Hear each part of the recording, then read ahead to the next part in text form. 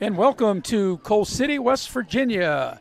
Tonight, Video Productions presents the first ever Raleigh County Middle School Football Championship game, being presented by GIOVANNI'S. Mamma Mia! If you're not Italian going in, you'll be Italian coming out. Joining me tonight is Bill O'Brien. And Bill, it's glad that you and I are back together again, as we put the old band together, and we think we're going to be for an exciting first ever middle school football championship game. Yeah, it's been you and I doing our thing here. We did it for more than 20 years on radio on WJLS, and now here we're doing football.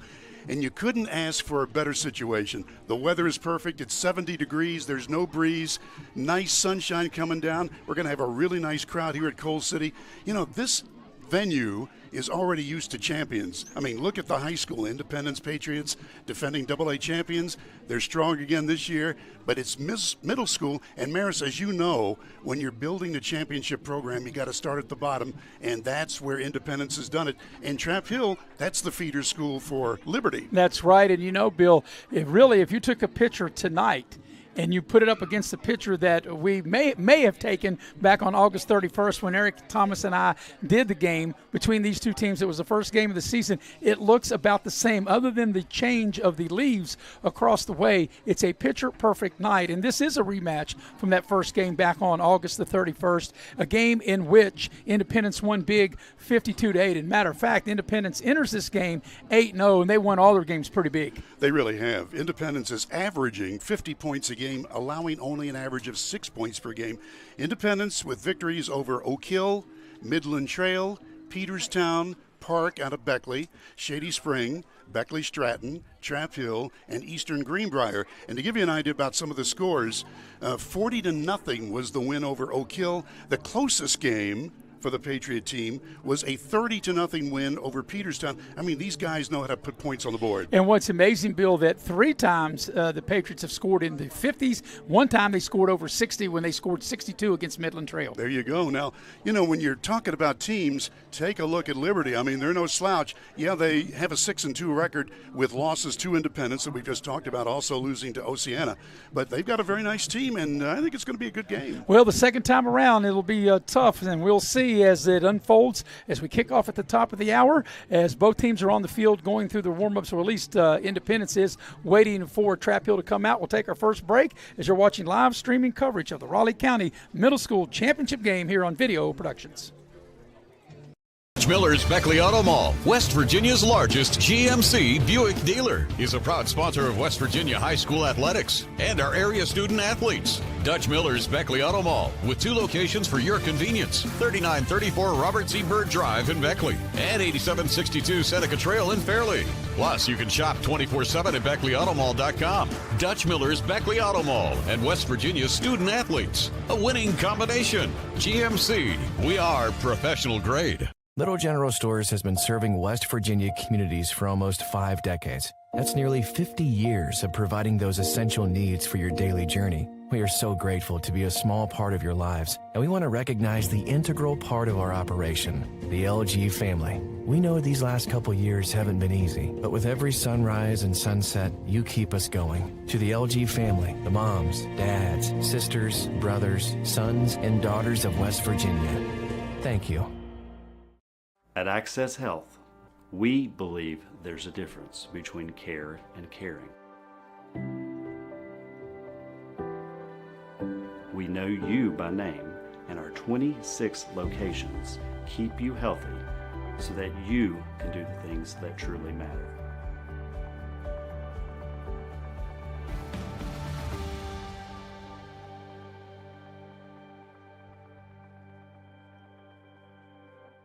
City National Bank, where you can purchase or refinance your home with the no down payment Champion Mortgage. No down payment, no private mortgage insurance, no kidding. Visit your local branch to get started today. City National Bank, member FDIC, equal housing lender. To learn more, log on to mortgage.bankatcity.com. As a former college football player, I realized that sports-related injuries can happen real fast. Hello, I'm Dr. Gross. If your child or grandchild is dealing with sports-related injuries, or maybe you're dealing with something that just won't go away, call me today and I can help you get back on the playing field. To better serve you, see us at one of our 3 locations in Beckley, Whipple, and Sophia at the numbers listed below. So take care of yourself. You deserve it.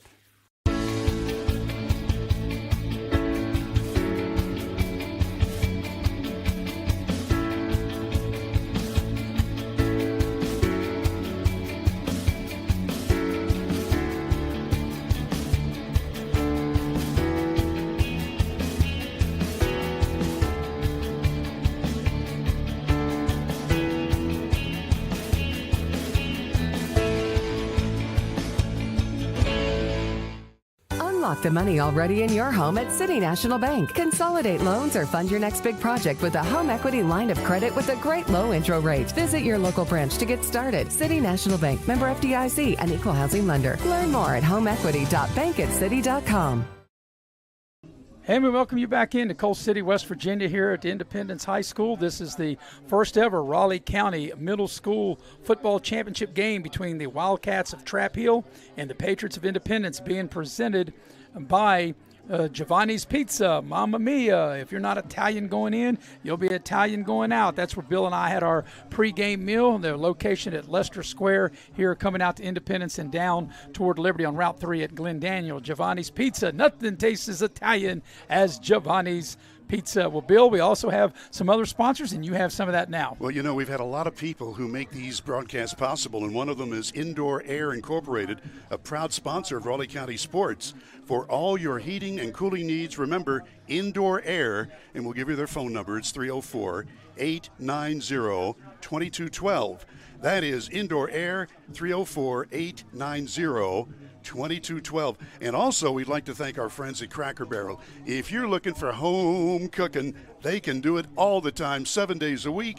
Cracker Barrel with locations in Beckley and Princeton. Love me some pig. You know, when I go to Cracker Barrel, Bill, it's not sausage or bacon. It's sausage and bacon. Love me some pig at Cracker Barrel. They know how to do it. They do. Well, Bill, speaking of knowing how to do it, these two teams get ready to play for this first ever middle school championship. They know how to do it. Independence, 8-0, taking on 6-2 Trap Hill. And as we mentioned in our first segment, Bill, Trap Hill's only county loss was to Independence, and then they lost to Oceana, of course, which is in Wyoming County. But I like how Raleigh County did it. They took the top two teams, and the team with the best record, which was Independence, has the home field. That's why this game is being played here in Coal City tonight. And, you know, most everybody who is watching this realizes that all of the high schools in Raleigh County now have well, I call it AstroTurf, but it's, you know, it's pretend grass, and it's so beautiful to watch. Pretend grass, field turf. Yeah, that. Yeah, that. I know, Bill, back in your days, they never heard of such a thing, did they? No, we called it AstroTurf, but, well, you know, that's a brand name. In the early 70s, it was AstroTurf, but now it's field turf. Yeah. Well, the Patriots of Independence still going through their warm-ups and still haven't seen the Wildcats of Trap Hill. We're going to take another break and get you ready for the kickoff at the top of the hour, as it is the Raleigh County Middle School Football Championship game streaming here on Video Productions.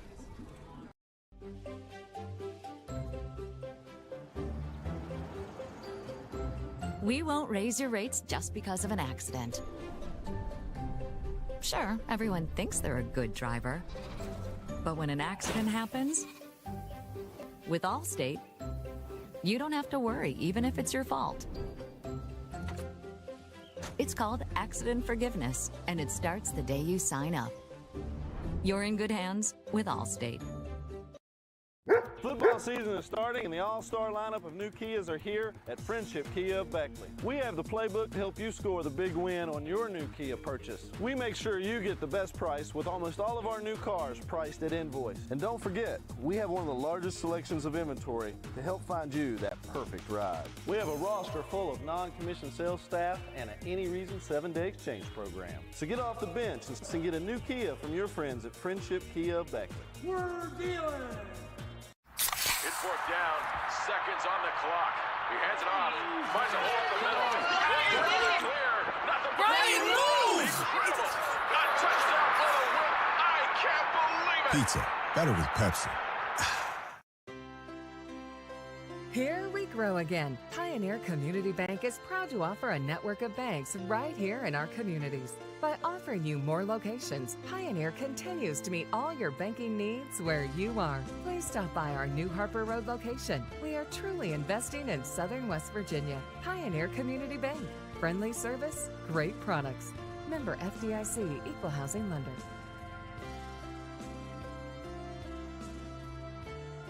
When you're in need of a plumber, you want someone that's going to treat you like family. Modley's Plumbing and Heating, a family-owned business since 1987, wants you to know our customers and employees are as important as family. Built by family to families, quality work is our hallmark at Modley's Plumbing and Heating. So the next time you're in need of a plumber, give Modley's Plumbing and Heating a call at 304-253-HELP. Help to Modley's means handling every little problem.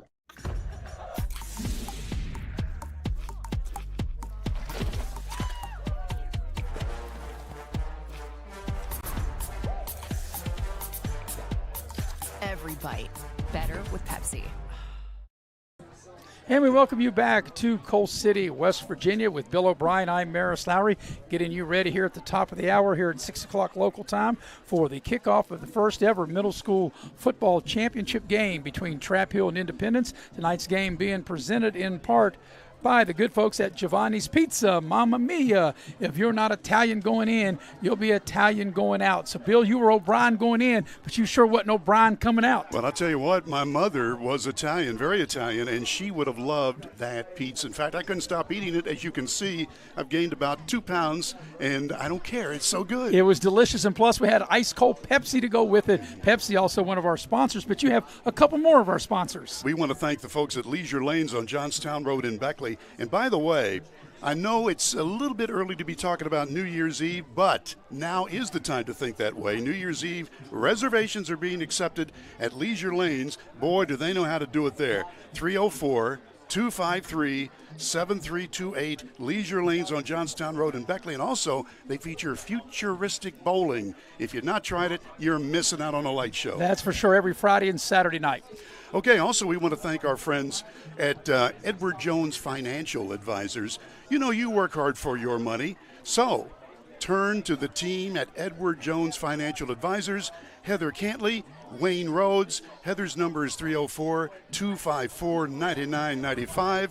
And Wayne Rhodes at 304-253-7335. Heather Cantley and Wayne Rhodes at Edward Jones Financial Advisors. We thank them so much for being one of our sponsors on tonight's broadcast. And you know, Bill, back when Eric and I, the first game of the season back on August the 31st, we had this game, the opening game of the season, between these same two teams. And as you mentioned in our earlier segment, the weather tonight is really not a whole lot different than it was on that night. It might be maybe a tad cooler, but to be in the final Thursday of October here in southern West Virginia, you couldn't ask weather-wise for a better night. We got that right. You know, Maris, you've had a chance to see both these teams. I have not, so you've got the advantage. Just give me a real quick rundown, for example, on the team from Trap Hill, because, you know, they've got some quality players. Well, the key players we're going to look at and we'll focus in to start the broadcast with will be the quarterbacks of each team. And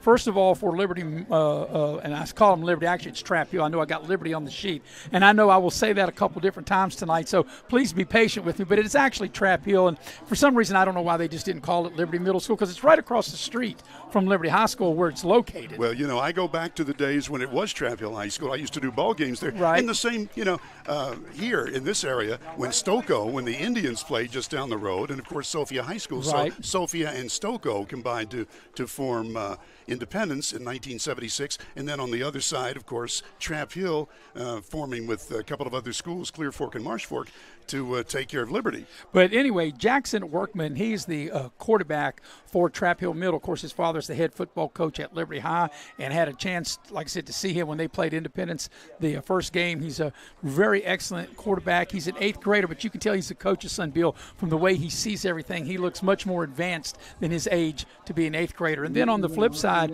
when you look at Independence, they're led by the quarterback, Brock Green. And, of course, Brock Green's grandparent is Kevin Grog, an assistant coach with John Lilly here at Independence High School. And plus Grayson Ashley, he's a little bit of everything, tight end, running back. He's kind of like an all-purpose player. And we'll hear, I'm sure we'll be calling Brock Johnson's name tonight as a wide receiver for Independence. So they're getting ready to play the national anthem. We'll take our final pregame break, come back and get you ready for the kickoff. You're watching live streaming coverage of the Raleigh County Middle School title game on Video Productions. Dutch Miller's Beckley Auto Mall, West Virginia's largest GMC Buick dealer, is a proud sponsor of West Virginia high school athletics and our area student athletes. Dutch Miller's Beckley Auto Mall, with 2 locations for your convenience: 3934 Robert C. Byrd Drive in Beckley and 8762 Seneca Trail in Fairleigh. Plus, you can shop 24/7 at BeckleyAutomall.com. Dutch Miller's Beckley Auto Mall and West Virginia's student athletes. A winning combination. GMC, we are professional grade. You have a goal. You know what you want. Start with us, New River Community and Technical College, your community college. Take classes online or in a classroom in Beaver, Lewisburg, Summersville, or Princeton, or step outside the classroom in one of our technical or health programs. Find flexible and affordable options to help you reach your goal. It's closer than you think when you start with us, New River Community and Technical College. Apply today. As a former college football player, I realized that sports-related injuries can happen real fast. Hello, I'm Dr. Gross. If your child or grandchild is dealing with sports-related injuries, or maybe you're dealing with something that just won't go away, call me today and I can help you get back on the playing field. To better serve you, see us at one of our 3 locations in Beckley, Whipple, and Sophia at the numbers listed below. So take care of yourself. You deserve it. Unlock the money already in your home at City National Bank. Consolidate loans or fund your next big project with a home equity line of credit with a great low intro rate. Visit your local branch to get started. City National Bank, member FDIC, and equal housing lender. Learn more at homeequity.bankatcity.com.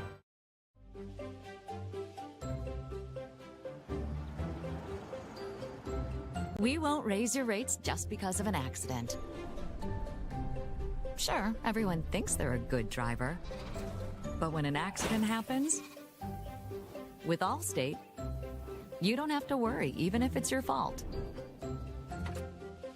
It's called accident forgiveness, and it starts the day you sign up.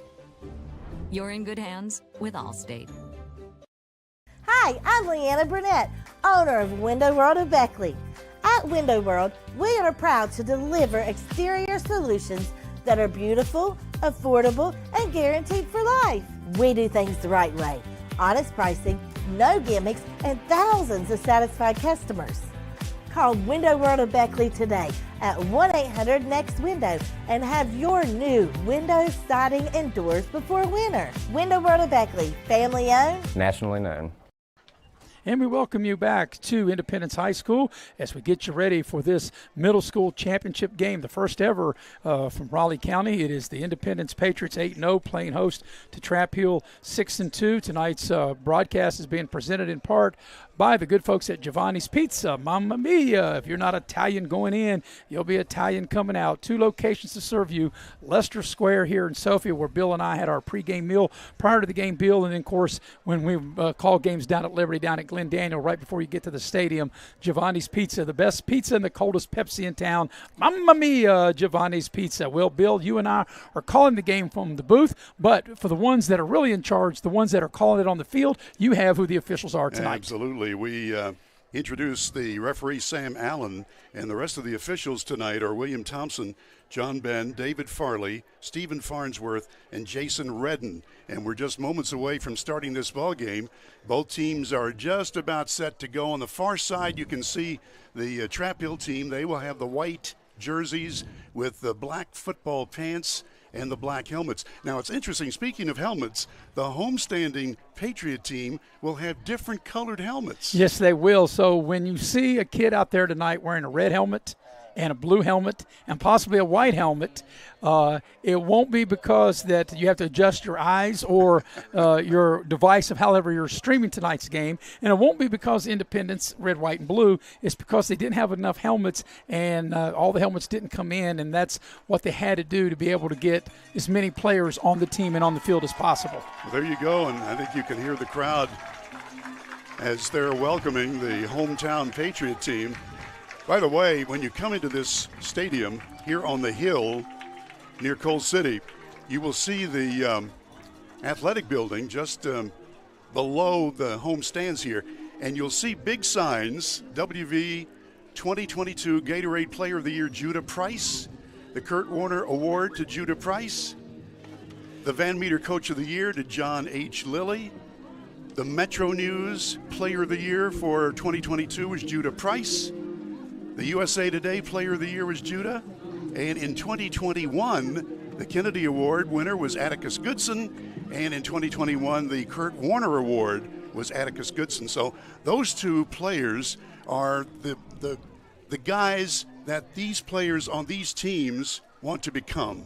That's for sure. So we're getting ready to have the toss of the coin to see who's going to start off with the ball as the captains will make their way to the middle of the field. Of course, Brock Green, the captain, along, he's got 3 other players with him at Independence as well. And, of course, it'll be Jackson Workman out there for Trap Hill. I'm Maris Lowry with Bill O'Brien.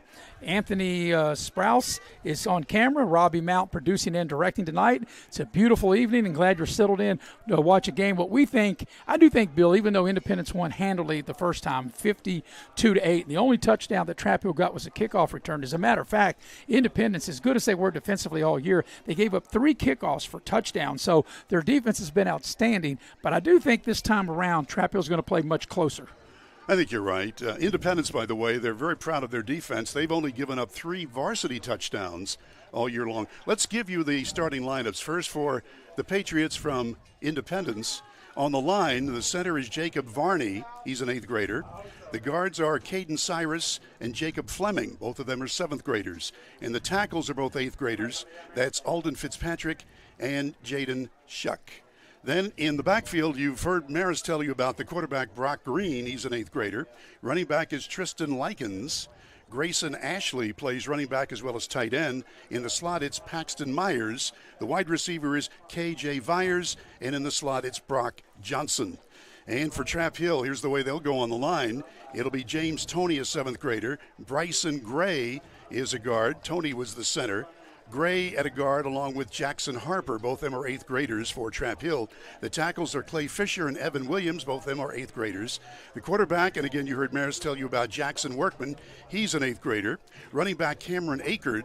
And then the wide receiver is Cole Gosnell, Parker Hodges, Caden Cook, and Zanian Davis. So there you've got the lineups. We're about ready to go, partner. Well, the thing about it is you know how confident you are in your offense, Bill, because most of the time when you win the toss, you defer. Independence won the toss, and they want the ball, and that's how explosive they've been on offense. So we've got the ball teed up between the hashes there at the 40-yard line, and we're moments away to get the first ever Raleigh County Middle School Championship football game. This is the 9th play week. They play 8 regular season games, and what a beautiful evening it is tonight here in Coal City. So, Bill, we got it teed up, and we are ready to go. As there's 3 players back for Independence ready to receive the kickoff here from Trap Hill to start this 2023, the first ever Raleigh County Middle School Football Championship game. And we are underway, and actually everybody ran past the ball, and the kicker did not kick it. And that will be a 5-yard penalty, I would think, and cost them 5. I don't think I've ever seen that. Well, maybe in Charlie Brown you have with Lucy, right, pulling the ball out in front of Charlie Brown. That's what that looked like, and there's a flag thrown, and that would be, I would think, would be delay of game, and that's what they'll call. It'll be so they'll have to back them up to the 35, and actually, can you say re-kick since they never kicked it in the first place? Oh, my gosh. Ouch. But, Bill, you're right. If you do games as long as you and I have been doing them, and even long as you've been doing them, you're liable to see anything. This is 45 years for me. And, gosh, you're getting up there too, Maris. Yeah, 34 for me, yep. Yeah. So now we'll back it up to the 35 and re-kick it. I guess we could say that as Workman's got it teed up between the hashes. And now we're underway, and they're going to try an onside kick that only goes to inside the 40-yard line, and Independence will have a very short field because they will take it right there because it's a penalty. The ball has to go 10 yards to be a successful onside kick. And it was touched, Bill, by the kicking team before it went 10 yards. So, therefore, Independence will have a very short field for their first possession. Tell you what, that was very interesting. You could tell they wanted to do the onside kick, and Independence, I think, had that one smelled out. So, Independence will start at the 38-yard line of Trap Hill. The officials are still discussing it. That's where the ball currently is right now, as Brock Green will bring them out. And they've got kind of now they've picked up the flags. So like I said, the Independence will take where the ball went. The penalty would have been touching it before it went what you need is the 10 yards on the onside kick. So from the 38 of Trap Hill is where now they get the chain gang set, and that's where we'll start the first play of the ball game. By the way, these are 8-minute quarters in middle school. And a very unique formation, Bills. They got all 4 receivers here to the bottom of the screen. Interesting. A diamond formation. Yes. And empty backfield for Brock Green. Out of the shotgun. 1st and 10 at the 38 of Trap Hill. There's the shotgun snap to Green. Got time right down the middle of the field. It's caught. And it's going to be a touchdown on the game's first play.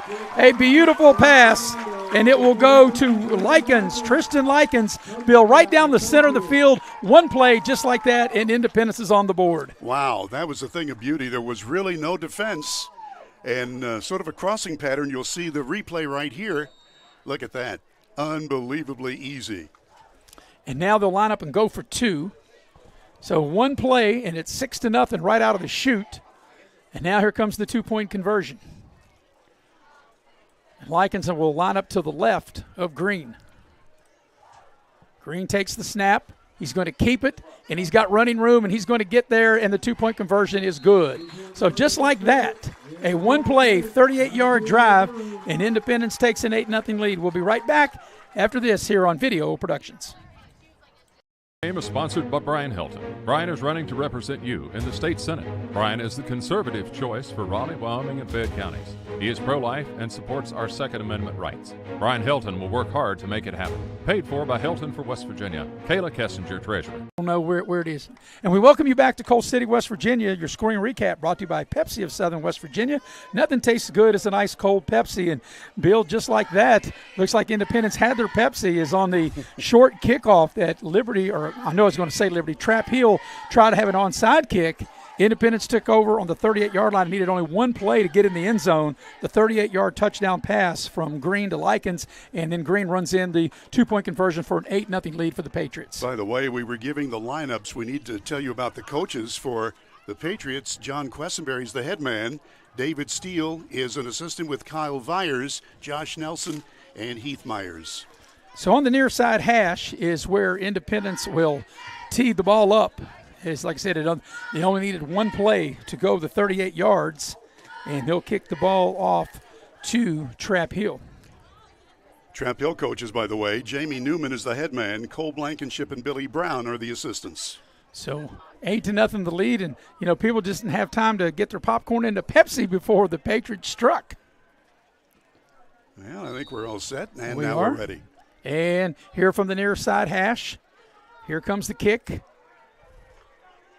Down to the 20. Workman picks it up. And he's going to get across the 25 and out to the 30-yard line, and that's where Trap Hill will have their first possession of the game. 1st and 10 on their own 30. So we really had only one offensive play so far, and that resulted in a 38-yard touchdown for Independence. So now let's see what Trap Hill can do. So Jackson Workman will be the quarterback. They put the ball right at the 30-yard line. It'll be 1st and 10, working right to left for the Wildcats of Trap Hill. In the previous meeting, they didn't have much of a passing game, basically trying to get their offense on the ground, and that was tough against this really good defense. As you can see, Bill, 11 guys within 4 yards of the line of scrimmage for Independence. And here's a shotgun snap to Workman off the right side. There's not much running room there. Independence had that one smelled out for sure. Maris, when we talk about a broadcast and we concentrate on the quarterbacks and maybe some of the other standout players, really in the trenches is where it's at. And Independence has some horses. Yeah, they're going to give Workman a 1-yard gain out to the 31, make it 2nd and 9. But they do have horses, but they've got more horses than maybe Liberty can block at this point, because they are putting, like I mentioned on that first play, they had 11 guys within 4 yards of the line of scrimmage. Mm-hmm. So we've got a little delay here. I'm not sure. The clock is running 25. Maybe they're just trying to shrink the game if you're Trap Hill. 2nd and 9 on their own 31. They'll work from the shotgun. And direct snap to the quarterback, Workman. Same play off the right side. And this time he had a little bit more success out over the 35, out to the 38-yard line to bring up 3rd and short. Nice 7-yard gain for Jackson Workman. By the way, in taking a look at these lineups, the starters for Trap Hill, most of them are 8th graders. On the independent side, they're pretty well split. 6 8th graders and 5 7th graders. So they've got a great future as far as independence football is concerned. And as Bill told you earlier, these are only 8-minute quarters as opposed to high school where they have 12-minute quarters. And we're 2 minutes into the ball game and a big 3rd down coming up for Trap Hill, 3rd and 2 at their own 38-yard line. So it looks like that Trap Hill's in no hurry. 8 seconds on the play clock. They work from the shotgun. Looks like kind of a single wing set.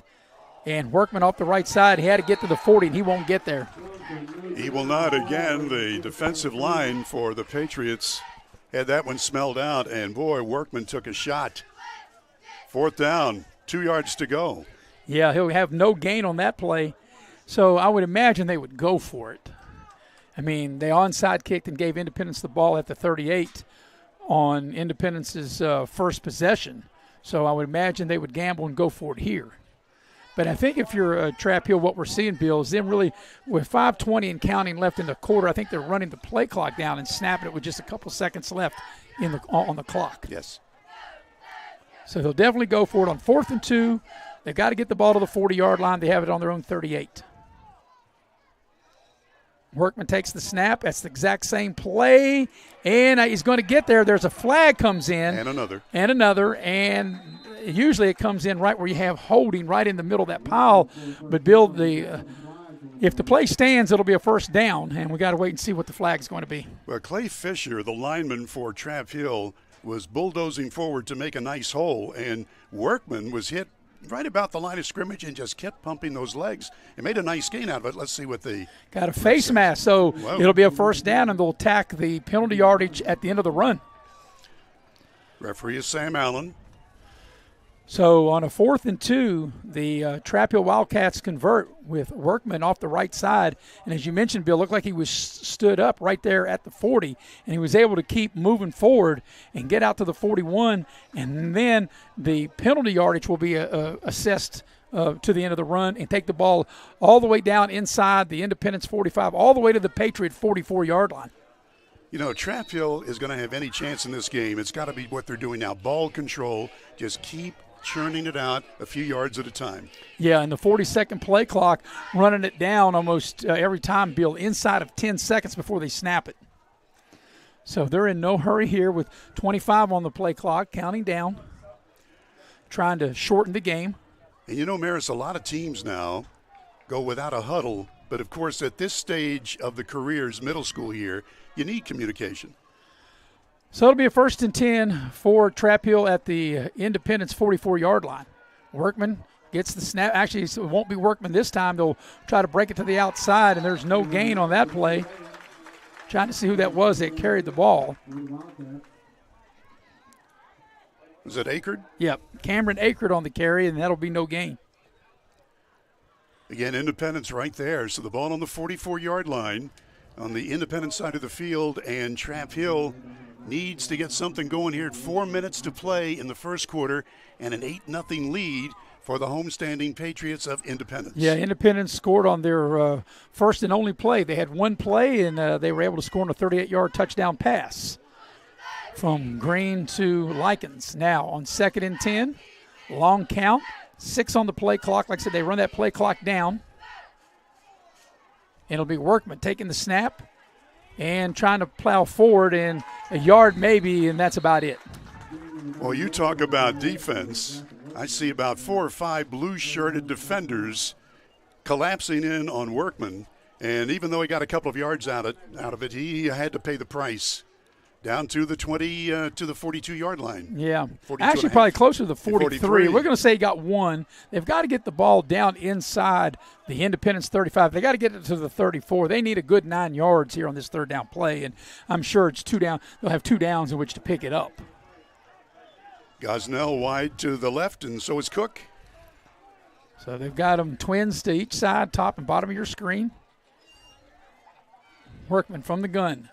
Waits on the snap. takes the snap, back to throw, pressure comes, a little dump pass. It's caught in a big hit at the 40-yard line. It was caught by Parker Hodges. As he made the reception, he took a big hit right there at the 40-yard line. And that'll bring up fourth down. Brock Green on the hit. You can see it again. That was a big-time hit, and that'll bring up a fourth down play.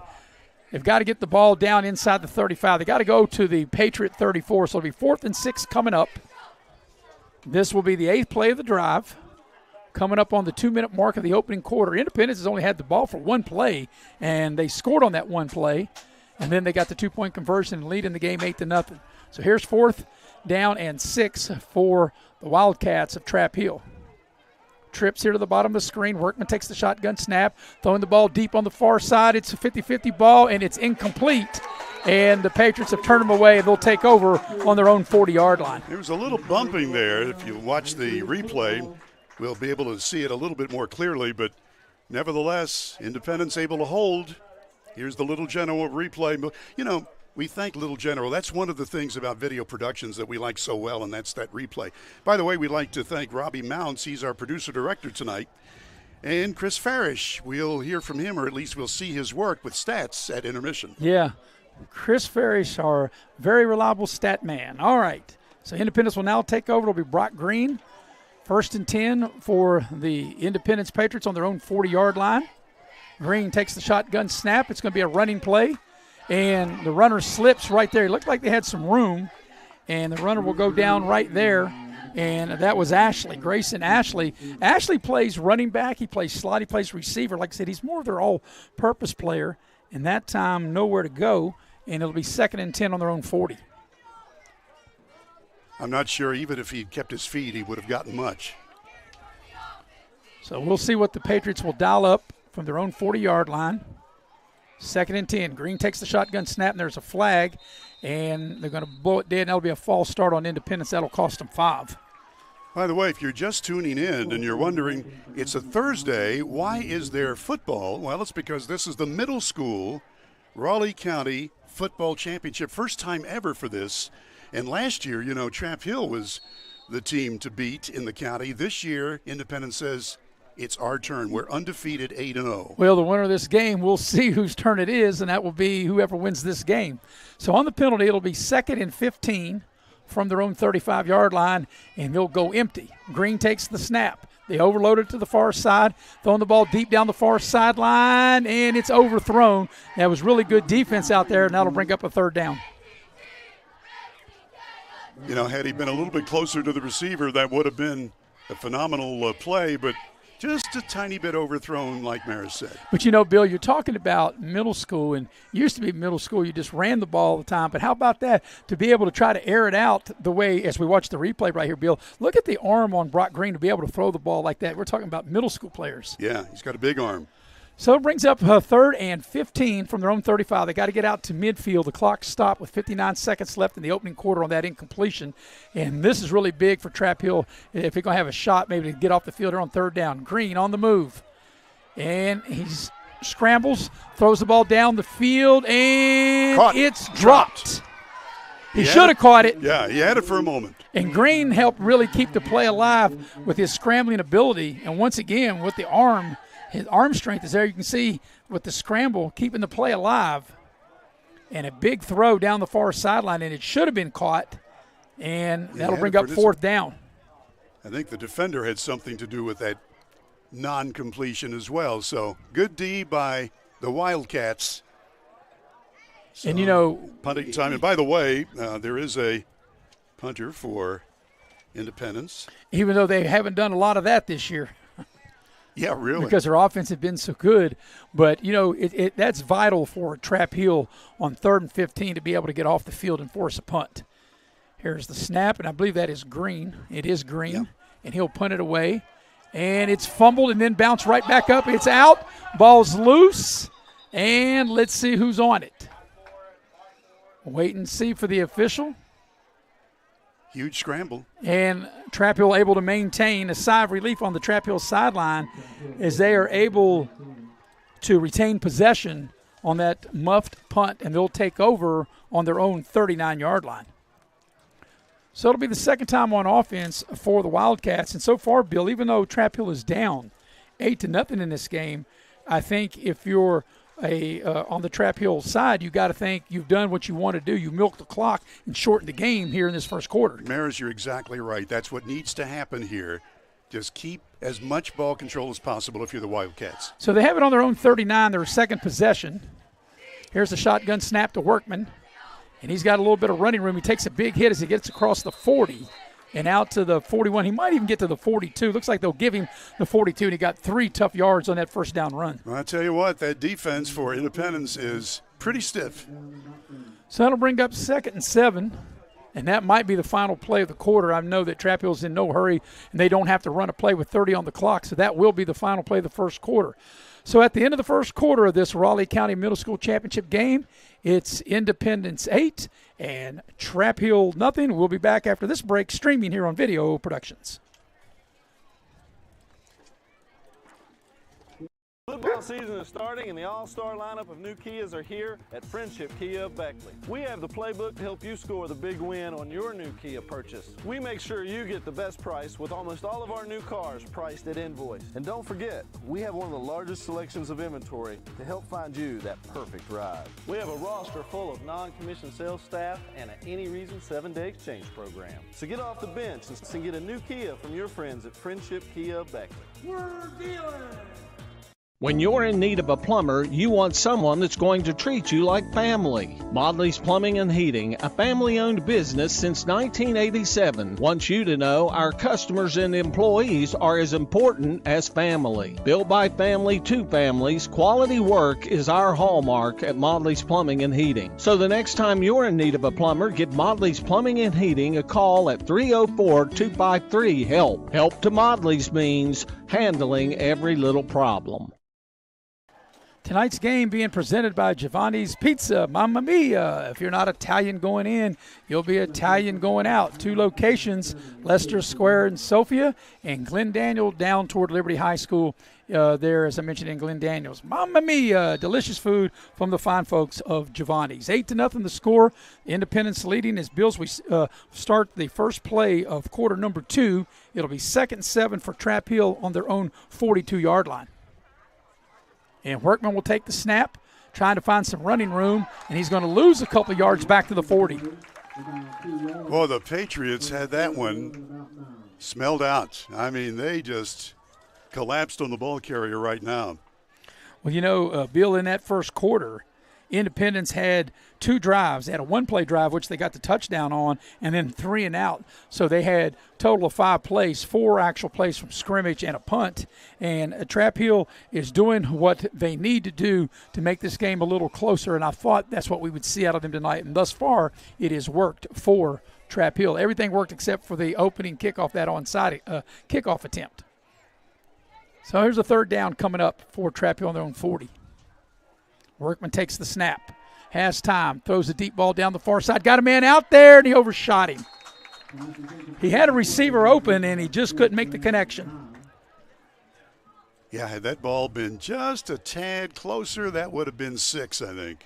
As we watch the replay here, Bill. Yeah. If it hadn't been 6, it definitely would have been a big play. Yeah. But isn't it amazing, like I said, that's the sign of the times here in 2023, where you're seeing middle school quarterbacks on both teams dial it up and throw the deep ball. So it'll be 4th down, and 4th and 9. Trap Hill looks like they are in punt formation. As here's the snap. Workman's kick is blocked. It's blocked. The ball rolls inside the 20. It's still free. Ball is still out there. And Independence is on it inside the 15 as they get a big special teams play by blocking a punt. Let's look at that again, thanks to Access Health. Watch this. Splat. What a play by the Patriots D. Well, you know, there's 3 phases, not just your offense, your defense, your special teams. And in the first regular season game, Trap Hill ran a kickoff back, and they got the gold star on special teams in that first game. But right here, a big gold star there by Independence special team, able to block that kick, and they'll get the ball inside the 20 at the Trap Hill 19-yard line. Might have been McGee who blocked it. So once again, another short field for the Patriots. Their other scoring drive was only a one-play, 38-yard drive. They have the ball at the 19 here now, 1st and 10. There's some movement up front, and that'll cost the Patriots 5, and that'll be a false start and take the ball back to the 24.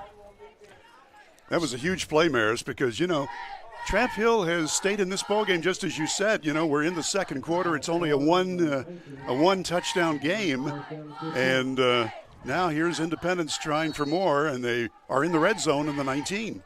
Well, now with the penalty, that backs them up. Yeah, actually to the 19. I think I said they were on the 14-yard line. I think I said, or they're on the 9. They're back to the 14. Here's a running play, and that's going to be an Independence touchdown. That is Grayson Ashley. And Ashley runs it in from 19 out, and the Patriots are on the board again, leading in the ball game 14-0. We'll watch again. Ashley knows how to run that ball, had just enough blocking to get him loose. Well, you're talking about efficient, Bill. That's 2 one-play drives for touchdown. They had a one-play 38-yard drive and now a one-play 19-yard drive as Grayson Ashley on the run. Here comes the 2-point play. Green on the move. Looks like he's going to get to the end zone, and he just flips it out there and has a receiver back of the end zone, and it's caught for the 2-point conversion. Wow. So your new score with 6:49 left in the half is now Independence 16, Trap Hill nothing. We'll be right back after this break here on Video Productions. Game is sponsored by Brian Hilton. Brian is running to represent you in the state senate. Brian is the conservative choice for Raleigh, Wyoming, and Fayette counties. He is pro-life and supports our Second Amendment rights. Brian Hilton will work hard to make it happen. Paid for by Hilton for West Virginia. Kayla Kessinger, treasurer. Well, after a block punt, Independence only needs one play, their second one-play drive of the game. A one-play, 19-yard drive. They got a 19-yard touchdown run from Ashley, the PAT good, the 2-point conversion. 16-0 is the lead. Your scoring recap brought to you by Pepsi of Southern West Virginia. Nothing tastes good as an ice-cold Pepsi. And also, Bill, we appreciate some of the other fine sponsors that we have. Well, we thank our folks at Indoor Air Incorporated, a proud sponsor of Raleigh County sports. For all your heating and cooling needs, it's Indoor Air, 304-890-2212. And we thank Indoor Air for one of our sponsorships tonight. Yeah, they are your Amana dealer. So special teams has been the difference, Bill, when you look at the as this ensuing kickoff. I'll get to this point in a minute. The ball bounces inside the 30, and it's picked up there on the far side, and Independence is all over it. But if you look to start the game, Trap Hill was not able to execute a onside kick, and Independence took advantage of it in one play. Here, Trap Hill gets a punt blocked. One play later, Independence is in the end zone. So Independence has taken advantage of 2 miscues by Trap Hill with their special teams.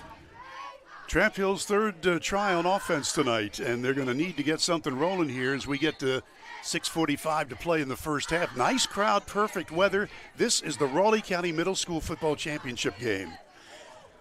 So this possession will start on their own 28-yard line. It'll be 1st and 10 for the Wildcats with the Patriots up 16-0. Like I said, they have 2 one-play drives.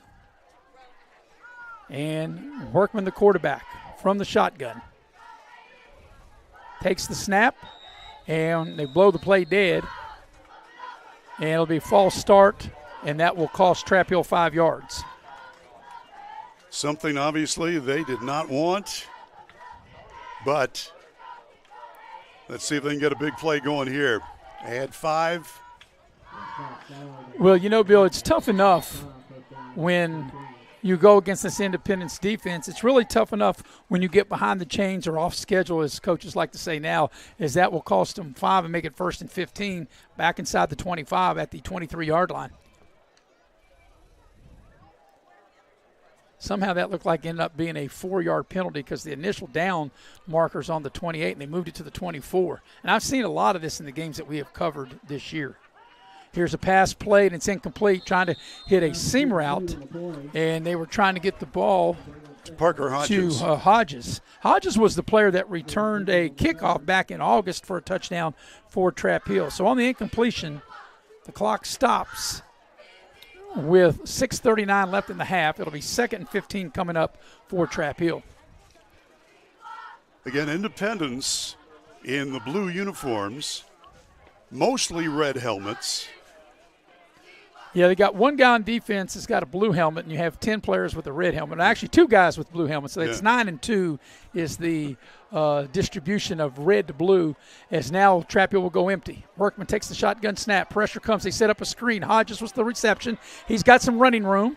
And a good job by Independence, because that looked like that could be a very big play. They do get the ball, however, over the 30 and out to the 33-yard line.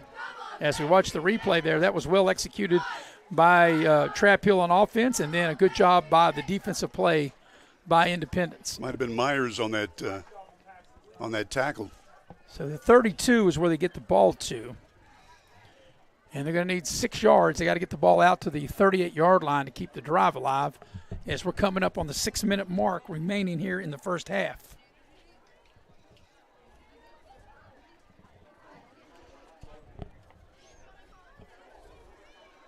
So let's see what Trappill will dial up here on this third down play. They're going to go empty again. As the Knights settles in here at Coal City, here comes the pressure on Workman. He eludes it. He's got a chance to get that first down. Will he get there? It's going to be very close. All depends on where they mark him. He had to get to the 38. They run him out of bounds. Workman says he has it. I'm waiting for the ones that count to say that he has it, and we might have a measurement. He's right at the down marker here, Bill, on the near sideline. Gavin Callison, you'll see here on the replay, makes a really nice defensive play. There he goes. And now the ones that count say he does have a first down, as they'll put him down just over the 38, actually right out to the 39-yard line. So that was a good job by Workman as he was scrambling as the pressure came off the edge from Brock Johnson. And Johnson really ran in so hard that Workman was able to get around him and scramble and pick up the first down. Once again, Trappill, Bill, doing what we thought they'd do in no hurry, trying to use as much of the play clock as they can, coming up on the 5-minute mark of the first half. From their own 39 with the first down. They'll go empty again. Man comes in motion, and Workman will keep it himself, and he's got some running room. He's got a big gainer, crosses midfield, inside the 30, down inside the 20, down the near sideline. It's a touchdown. A touchdown, a 61-yard run by Jackson Workman on a beautiful play. And something that Trappill needed, and they're back in the game as they get a 61-yard run by Workman to cut the lead to 16-6. What a beautiful run by Workman, Bill. And he's going to do it again right now. Look at that. Yeah, too bad on the replay you don't get 2 touchdowns for that, huh? So Trappill is back in the game with that super run of 61 yards by Workman. That was a 4-play drive. 72 yards on the drive. 4 plays, 72 yards, and a 61-yard run by Workman, and now they'll line up and go for 2.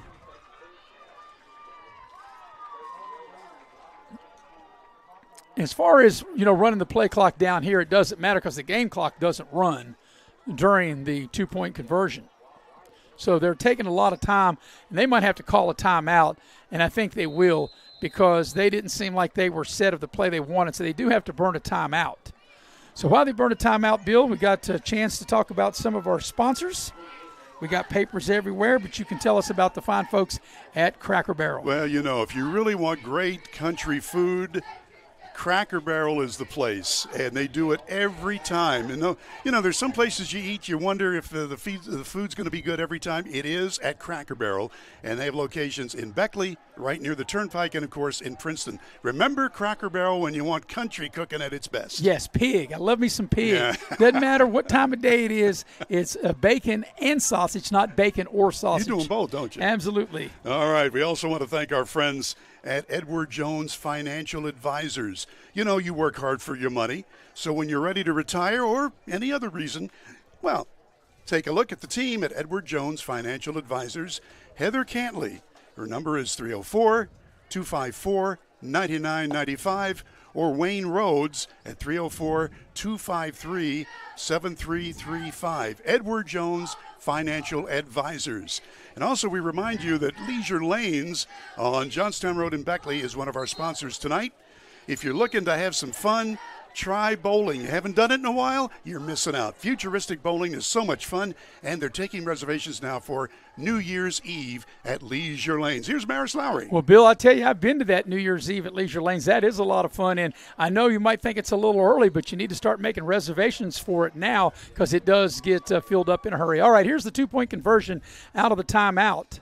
16-6 the score, trying to make it 16-8. Workman takes the snap, goes up the middle. Will he get there? I don't think he'll crack the goal line, and he will not. So the two-point conversion is no good, but Trap Hill does get on the board with 4:48 left in the half. Your new score is Independent 16, Trap Hill 6. We'll be right back after this here on Video Productions. Game is sponsored by Brian Hilton. Brian is running to represent you in the state senate. Brian is the conservative choice for Raleigh, Wyoming, and Fayette counties. He is pro-life and supports our Second Amendment rights. Brian Hilton will work hard to make it happen. Paid for by Hilton for West Virginia. Kayla Kessinger, treasurer. All right. Welcome back to Coal City, West Virginia. Your latest scoring drive by Trap Hill was 72 yards in 4 plays.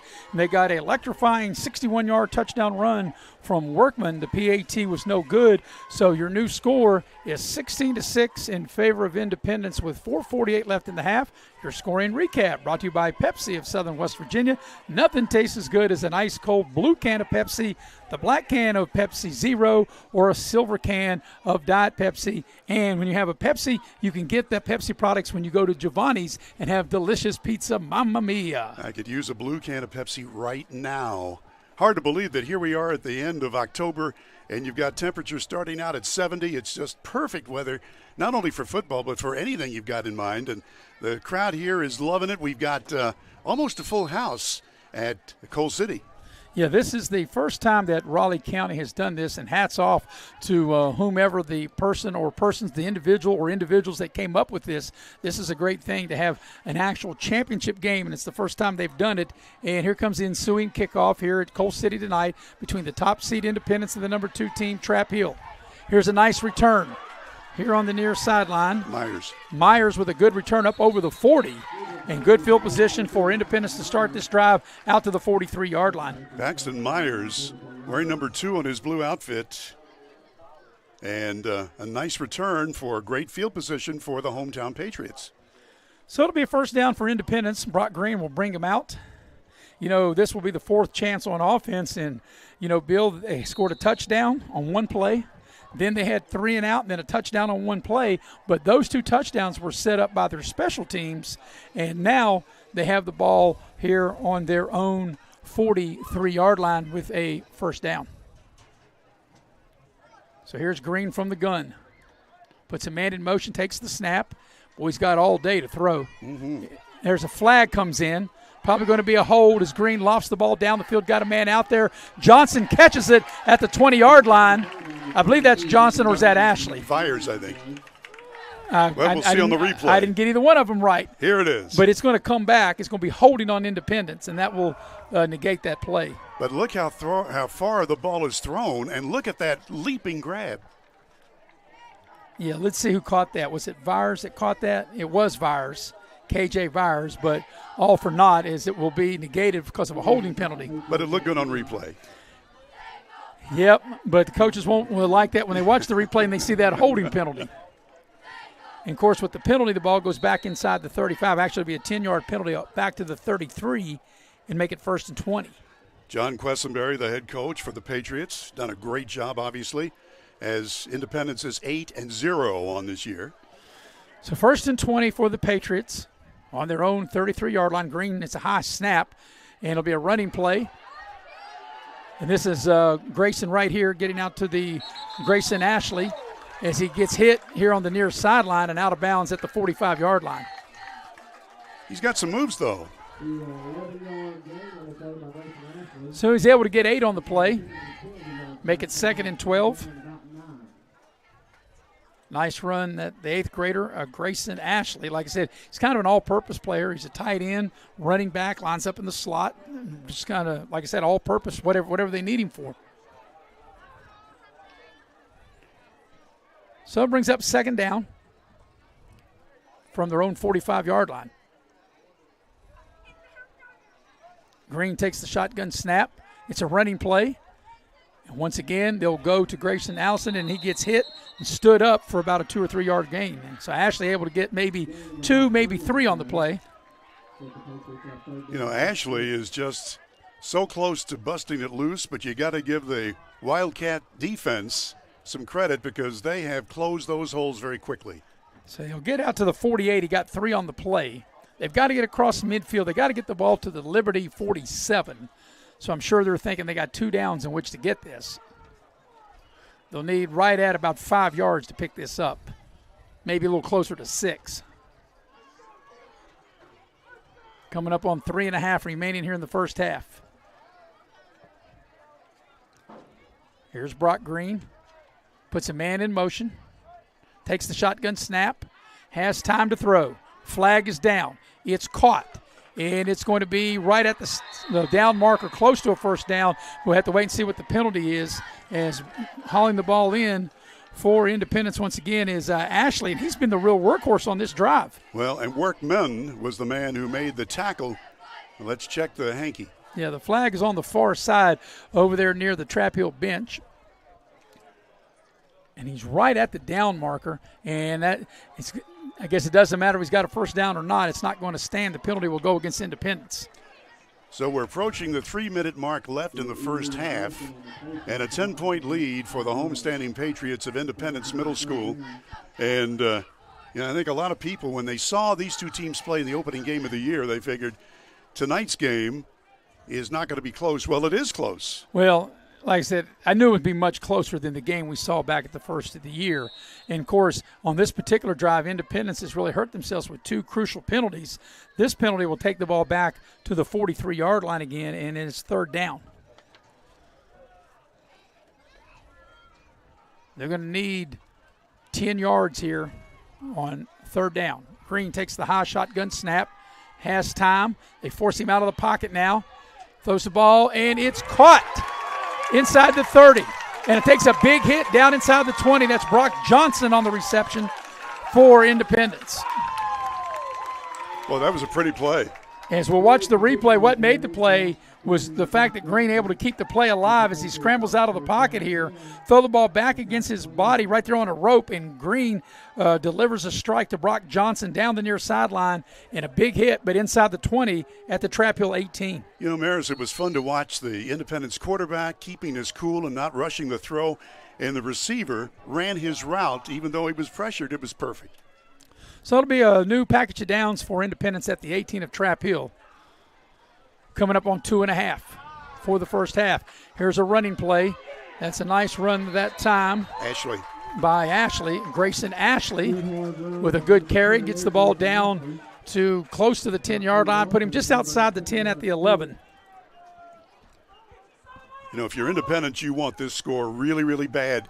You know, being up by 10 points is not enough as far as they're concerned. So we're approaching 2 minutes left in the first half and a 16-6 lead for the homestanding Patriots from Independence. 2nd and 3 at the 11-yard line.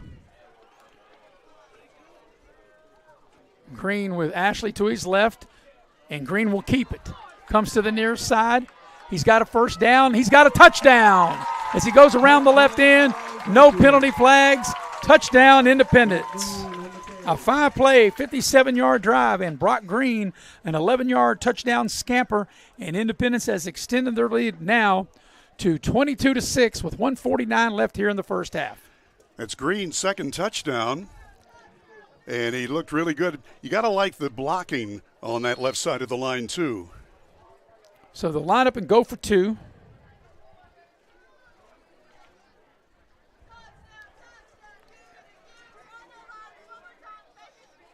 Put a man in motion. High snap. That's been an issue on this drive. Is Green able to corral it? Actually, it's not Green. They got a backup in there, and he throws it to Johnson, and it's good. That was Tristan Likens that took that high snap. There's a flag on the play, and they're going to say a legal receiver downfield, and that 2 points will not count, and they'll back him up, and they'll have a retry. Likens was able to somehow stick him on his fingertips to grab that ball, but as you say, it's all for nothing. Well, Bill, on this drive, you've seen most of the snaps, even when Green was there, have all been high. And, Green, he's, you're talking about for an 8th grader, he's got a pretty good size anyway. He was able to go up and get it. And Likens, that one almost went over his head, and he was able to get it. And it kind of threw the timing off the play. You kind of got like a scramble drill, and that's what caused Independence to have linemen downfield. So they'll back them up to the 7-yard line, maybe actually the 8, and have a retry here for the 2 points. Patriot team came to the near sideline to talk to their coaches briefly. So they tried a little razzle-dazzle the last time, and let's see what they've got this time. So here comes the 2-point play. Green waits on the snap. He takes it. Pressure comes. They force him out of the pocket. Throws the ball in, and it's caught. I don't see any penalty flags, and the 2-point conversion is good. And making the reception this time is Paxton Myers. So add 2 more onto the board, and your new score with 1:49 left in the half is now Independence 24, Trap Hill 6. We'll be right back after this break here on Video Productions. Game is sponsored by Brian Helton. Brian is running to represent you in the state senate. Brian is the conservative choice for Raleigh, Wyoming, and Fayette counties. He is pro-life and supports our Second Amendment rights. Brian Helton will work hard to make it happen. Paid for by Helton for West Virginia. Kayla Kessinger, Treasurer. Good. Well, welcome back to Coal City. The latest touchdown drive for Independence, a 5-play, 57-yard touchdown drive.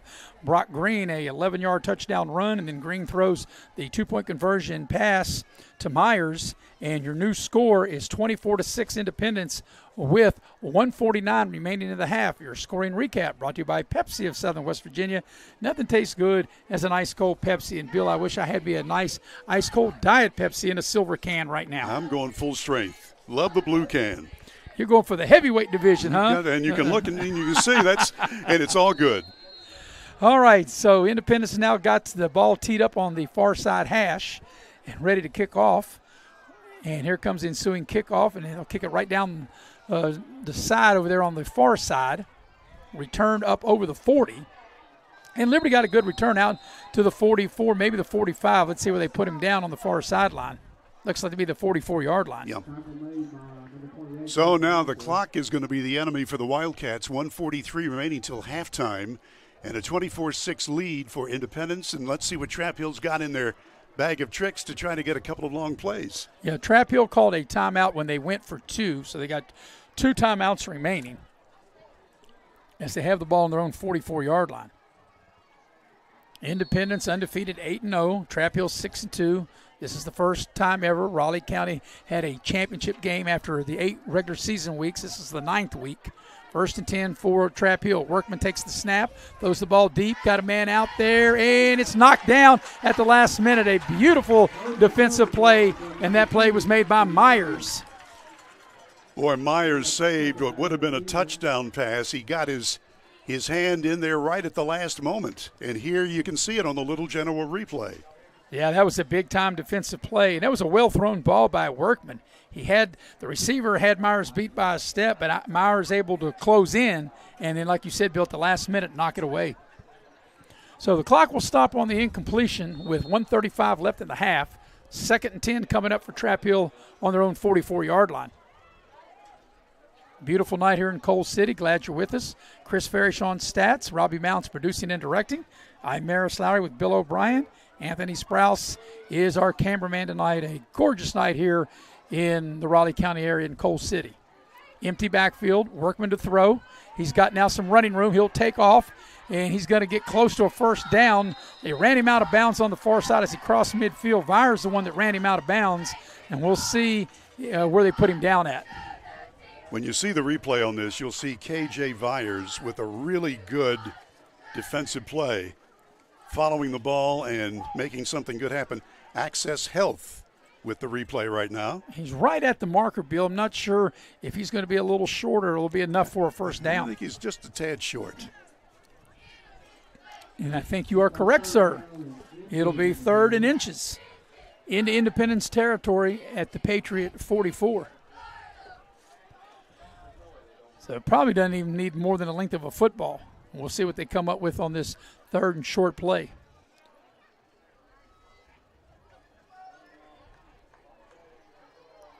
Workman takes the snap, going to throw the ball. They throw the ball on the far side, and it's caught. But is he inbounds? Waiting for the referee. I don't see a signal. I think that's a catch. It looks like it is. The official standing there at the 30-yard line saying it's a completion and a first down. Wow. We watched the replay. This is sweet. Watch this. And it's a catch. All you need is one foot, and he might have got both of them, but he definitely got one. And that's a nice connection, a 14-yard pickup, and a first down for Trap Hill at the 30-yard line. Oh, that's a big, big play. So we're approaching a minute to play in the first half, and Trap Hill with a chance to get their second score of the night. They trail 24-6. So the clock stopped as the player caught it, went out of bounds. 1:16 for the half from the Independence 30.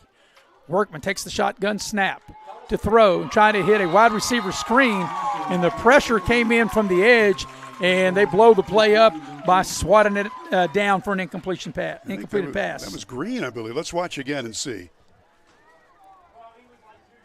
Swatted it away. Yep, they brought heat off the edge, and Green able to get up and just swat that ball to the turf. So on the incompletion, the clock stops, 1:13 left. It'll be 2nd and 10. Wildcats have the ball at the Independence 30. And they'll go trips here to the bottom of the screen. Twin receivers to the top of the screen. Empty backfield. No protection. Workman takes the snap. It's a run all the way up the middle. And he's got at least 5, and he's moving the pile, and he's very close to a first down. Going to come up maybe about a yard shy of the first down. He got inside the 25, down to about the 21, and they might put him down at the 22-yard line and bring up third down. This 8th grader, Jackson Workman, you talk about determination when we see this again. He kept pumping those legs. Well, we don't have that. But anyway, you saw it the first time, and he was not going to be denied extra yardage. Well, they got a timeout with 49 seconds left in the half. While we got a timeout, we'll tell you about where we're going to be tomorrow. His Video Productions will have what we think is going to be an outstanding game, and Eric Thomas will join me on the mic. Bill, I know you'll be at the game tomorrow, the game I'm speaking of, which will be Oak Hill and Beckley. And, of course, what a rivalry between the Fayette County team and Oak Hill, the Raleigh County team and Beckley. Playoff implications on the line tomorrow. Oak Hill number 11, Beckley number 16.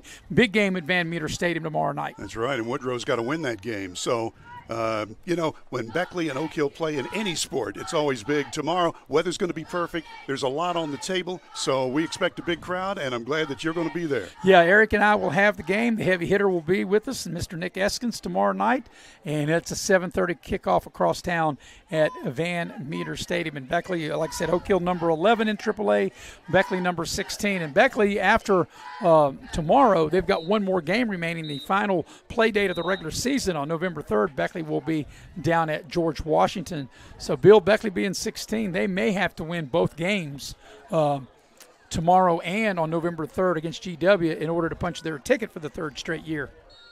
So out of the timeout, it'll be 3rd and 2 at the Patriot 22.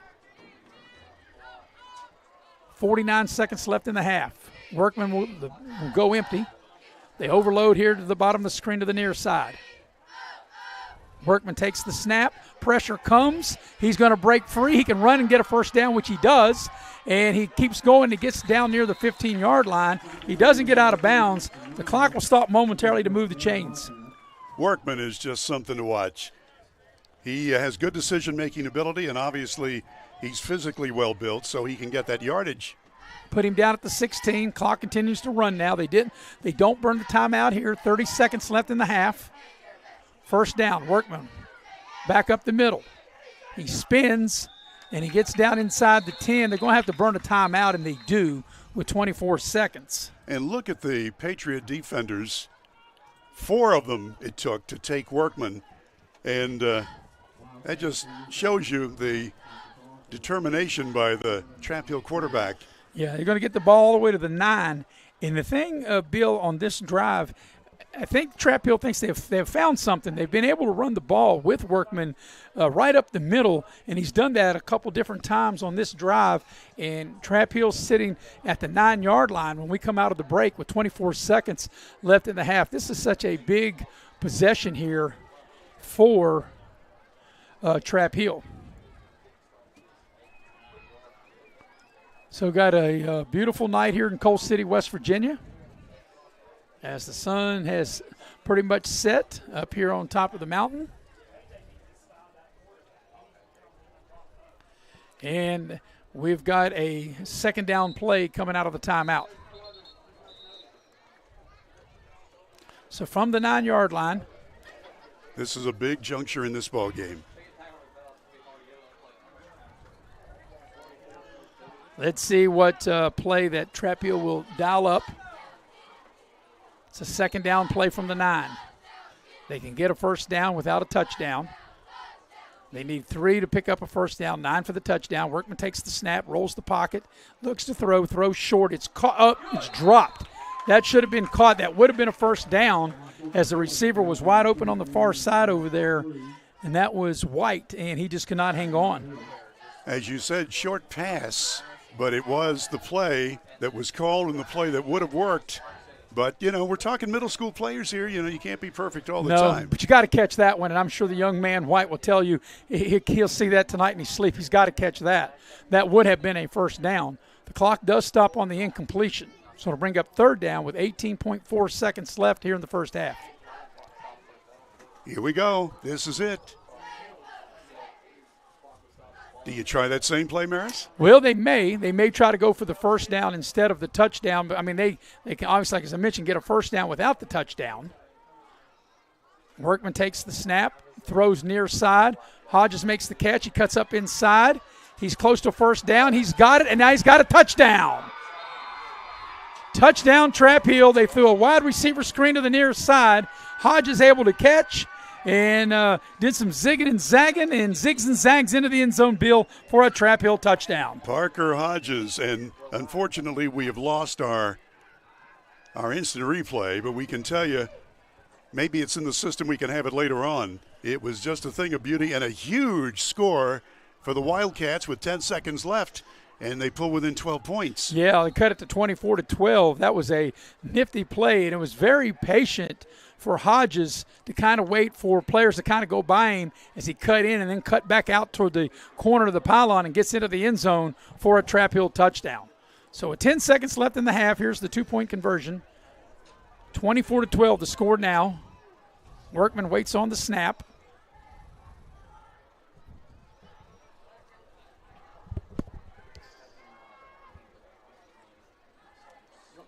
Boy, they're milking this for all it's worth. So there's a snap to the up man, and that two-point conversion will not work. So with 10 seconds left in the half, though, that was a nice drive. That was a 9-play, 56-yard drive, and that was a beautiful play, a 9-yard touchdown pass. From Workman to Hodges, the PAT is not successful, so your new score is Independence 24 and Trappill 12 with 10 seconds remaining in the half. We understand that we don't have video, but we do have our audio, so we'll keep it here. Your scoring recap brought to you by Pepsi of Southern West Virginia. Nothing tastes good as an ice cold Pepsi. And we also thank our friends at Leisure Lanes, 700 Johnstown Road in Beckley. Futuristic bowling is something to really see. If you want to see something that is a blast, and of course you have the whole family there at the bowling lanes, Leisure Lanes can make your evening super fun. And remember, reservations are needed for New Year's Eve. It'll be here before you know it. Make that call to Leisure Lanes at 304-253-7328. Well, Bill, actually, I understand we do have audio, of course, and we do have video. Even though you and I can't see the screen, we do have it. So, and that means we can't go to a break. So it means, are you ready to fill a complete halftime? Maris, on the 20-plus years you and I worked together on radio, I think we could do it. This is not a problem. And this has been a great game. I'll tell you what, Trappill has just stayed with it. Short kick. And here comes the kick in the final 10 seconds of the half. It's over on the far side. By the way, I've got to let our viewers know that because of some of the technical problems we're having, we do know that the score is incorrect, and the clock and quarter, everything you see on the screen is incorrect. But I will just give you that, kind of like our old days, Bill, of radio, of giving you the score, the time, the situation. That's what we're used to. We can do that. Yeah. Somehow I knew it would come full circle again, right? Well, the advanced technology sometimes isn't so advanced, but well, you and I are. Well, you know what, Bill? And here's the thing, and, people see this, if you watch as much sports, I know as I do, and I'm sure maybe as much as you do, that when you do live television, and that's pretty much what this is, live streaming, that anything, even from the major networks, whether you're talking Fox, ESPN, ABC, NBC, whatever, anything like this could happen. Here's Green trying to throw the home run ball. He throws it up for grabs, and it is caught. Wow. Down to the 21-yard line. That is Brock Green just throwing the ball up there. And, Bill, you'll have to help me out. I didn't see where that drive started from. Or is that the final play of the half? I don't think it is. Started from the 32. There's no time left on the clock, so that's probably is going to be the final play of the half. That was a sensational catch. So we've come to the break. And at the half, your score is Independence 24 and Trap Hill 12 of this Raleigh County Middle School Championship game. So if I've got that correct, we cannot go to a break. I do believe that's the case. We're going to find out here.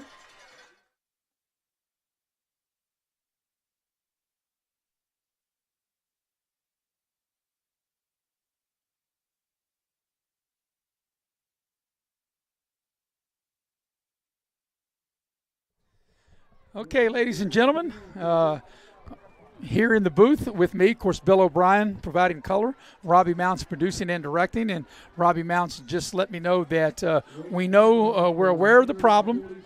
We do know that the time, the score, the quarter, none of that is correct. We do know that, and we're doing everything we can to fix it. In the meantime, I'll just give you the updates of everything going on. So at the break, it is a 24-12 lead for Independence leading Trap Hill. And, Bill, you may have the scores, how it got that way. Yeah, let's do that. At the end of the first quarter, Independence led 8-0. In the second quarter, the Patriots scored 16. The Wildcats scored 12 points to hit to the halftime score that Maris just reported, 24-12. That's the correct score. 24-12 here at intermission, favor of the Independence Middle School Patriots.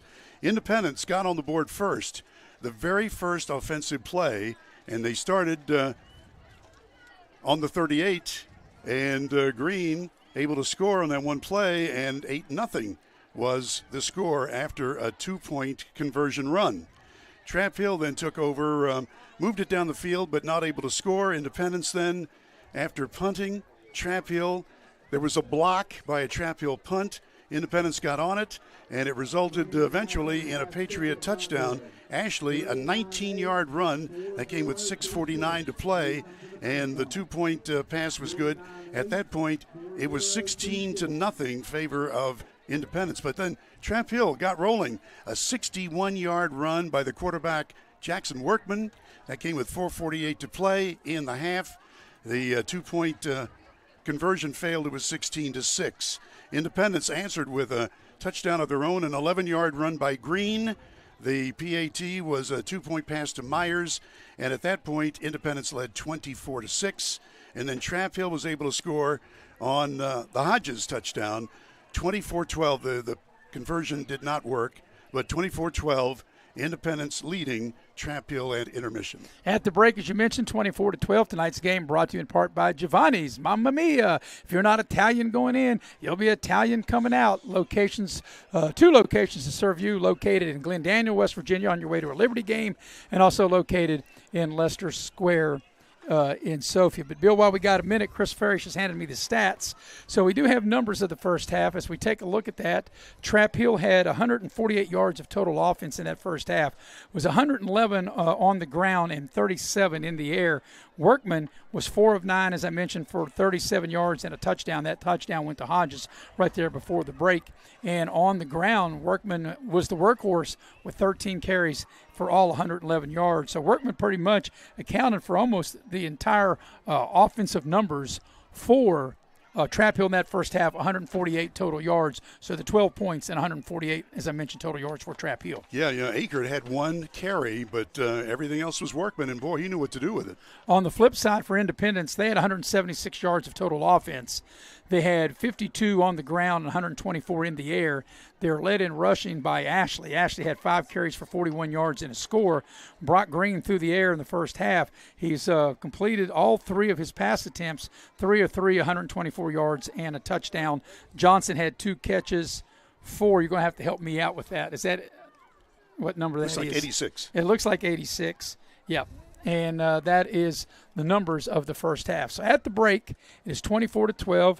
We do have some technical difficulties. We're doing everything we can to fix it. The score may not be correct on your screen, but we know we have a problem, and we're doing everything we can to take care of it. But I'll give you the time and the score as the game moves on. Well, we'd like to thank our friends at Indoor Air Incorporated, a proud sponsor of Raleigh County Sports. If you need heating and cooling, Indoor Air can make it happen. And, of course, even though it is springtime here in Coal City, it ain't going to be springtime much longer. I think by the first next of the week, week, next week it's going to be rough. And so if you're going to need some extra heating or cooling, it's our friends at Indoor Air, and they are at 304-890-2212. And they are your Amana dealer. There you go. All right. Also, you can tell about the fine folks at Edward Jones. Well, that's right. And here we are doing the radio thing, and that's fine. We'd like to thank our friends Heather Cantley and Wayne Rhodes. They are Edward Jones Financial Advisors. Heather can be reached at 304-254-9995. Wayne Rhodes at 304-253-7335. So if you are ready to retire or you just want to rework your estate, stop by Edward Jones Financial Advisors or call them at the numbers we told you. Heather Cantley and Wayne Rhodes can take care of business. Well, I decided to retire. That's what I did. Wow. And that's why I reached out to the fine people there, the financial advisors at Edward Jones. And, Bill, people ask me what's the best thing about retirement, and I tell them retirement. Yeah, that's right. Retirement is the best thing about retirement. But I enjoy doing these gigs and enjoy working with you here tonight. Hey, it's great to be back with you, my friend. I've retired twice, not only from broadcasting and then from the political end as Mayor of Beckley, and now we're back to it, and we've just gotten the word that our signal is coming back here to the booth, and we thank Giovanni's for making things happen. You've already seen that Maris has turned Italian on us, and after we had a wonderful pizza there tonight, I can highly recommend Giovanni's Pizza. Yeah, and I just want to know how you turned an Irish name, O'Brien, into an Italian name. Well, on my mother's side, she was a Denegri. Inez O'Brien was Inez Denegri. And you talk about somebody who could cook Italian, she sure could. And as you can see from my middle section, I've been not missing any meals all these years. At the break, 24-12. Let me see if we can go to break, if we're possible, and we can. So we need a break, and we're going to go to one right now at the Massey Power Sports Halftime Show, 24-12. The lead for Independence here in this first ever middle school football championship game, streaming here on Video Productions. Power Sports is your one-stop off-road and tractor destination. We have an awesome selection of side-by-sides, ATVs, dirt bikes, tractors, and kid machines. Our machines come loaded with features the other brands don't have and will save you thousands of dollars versus the competition. Massey Power Sports offers the best prices, the best service, and the best warranties. Our locations in Beckley and Cross Lanes are here to serve you. Online at MasseyPowersports.com. Massey Power Sports. We power your work and your adventure.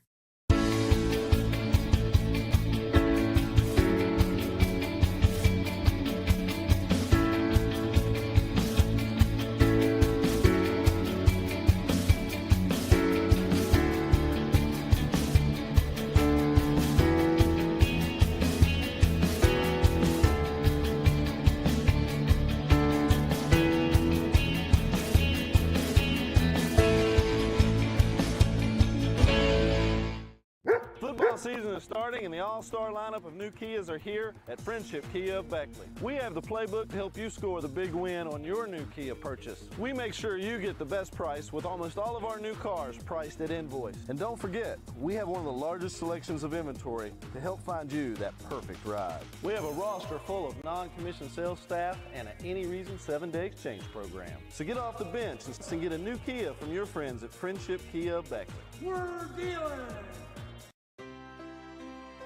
Here we grow again. Pioneer Community Bank is proud to offer a network of banks right here in our communities.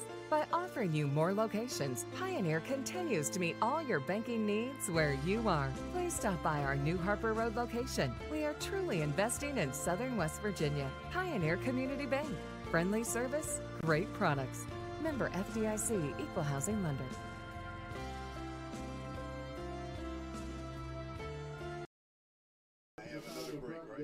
And we welcome you back. It's fourth down, seconds on the clock. He hands it off, finds a hole in the middle. Clear, nothing but moves! Incredible! Got touchdown for the win. I can't believe it! Pizza, better with Pepsi. You have a goal. You know what you want. Start with us. New River Community and Technical College, your community college. Take classes online or in a classroom in Beaver, Lewisburg, Summersville, or Princeton, or step outside the classroom in one of our technical or health programs. Find flexible and affordable options to help you reach your goal. It's closer than you think when you start with us. New River Community and Technical College. Apply today.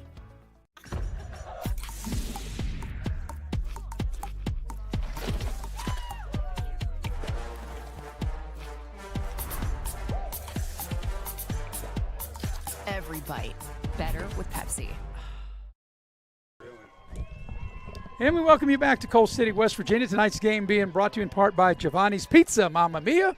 If you're not Italian going in, you'll be Italian coming out. The fine folks at Giovanni's.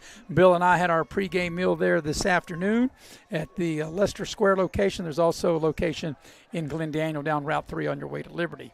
24-12, and Bill, your take of the first half, which I thought was very entertaining. Well, it really was. I was taking a look at the notes I had made. Independence had 5 possessions, if you count the last moments of the half where they really had the Hail Mary throw just to finish out the last few seconds of the half. So really 4 complete possessions, and the same for Trap Hill. And the key, I think, Maris, and we'll see what you have to say about it, but I think Trap Hill's plan was to keep the ball as much as they could. As you said during your play-by-play, they tried to milk the clock, use up as much time as they could before they snapped the ball every time. And, in spite of the fact they made a couple of big mistakes, they're in this ball game. Well, that's the difference in the game, or the mistakes they made with their special teams to start the game, to kick off. They tried an onside kick, and the ball only went like 2 or 3 yards, and Independence got the ball with a short field to work with on the 38-yard line. One play later, they got in the end zone, and then Independence blocked a punt, which helped set up another touchdown, and that's the difference in the game, a 24-12 lead, a 2-touchdown advantage by Independence, and those 2 big mistakes that Trap Hill made and that Independence was able to turn into points off of special teams. Well, that's right. And so if you're in the locker room, let's say that you're in the Patriot locker room right now, what do you think Coach Quessenberry's saying? Well, he's probably saying, listen, we'll continue to do what we're doing. They'll probably have to make some adjustment because Trap Hill found a way to run Workman there on that last drive right up the middle. They might have to put a spy on him if you're Independence. And on the flip side, if you're Trap Hill, you got to say, look, you got a half for the title. If we get the ball anywhere near midfield and it's fourth within anything reasonable, I'm talking about 5 or 6 yards, you got to be thinking going for it. You just got to lay it all out here in the second half, and I think that's what each one of these teams will do, as we're moments away from starting the second half. 24-12 lead at the break, and as Independence makes its way on the field, they will kick off. Trap Hill will get the ball first, Bill, to start quarter number 3. We mentioned about the Patriots. In the Trap Hill locker room, I'm sure that Coach Workman is saying, hey, in spite of the mistakes, in spite of the fact that maybe Independence has some players, we got some players too, and we've got determination, and we're still in this ball game, and let's just keep doing what we've been doing. Well, I think this is a big drive right here, the first drive of the second half, and to get good field position. The young man there for Trap Hill, I got a roster here somewhere. Here we go. We got enough papers. Still not. Parker Hodges. Hodges is the big. He's the big threat. He ran a kickoff back in the first game of the regular season. He's lined up here on the near side 25. Workman there on the right there in the middle of the field at the 30. As the ball's teed up here on the near side hash. So Independence has it teed up. We're ready to get the second half started. 24-12 the lead. This is the first time ever that they've had, after the 8 regular season games, they went to a 9th week.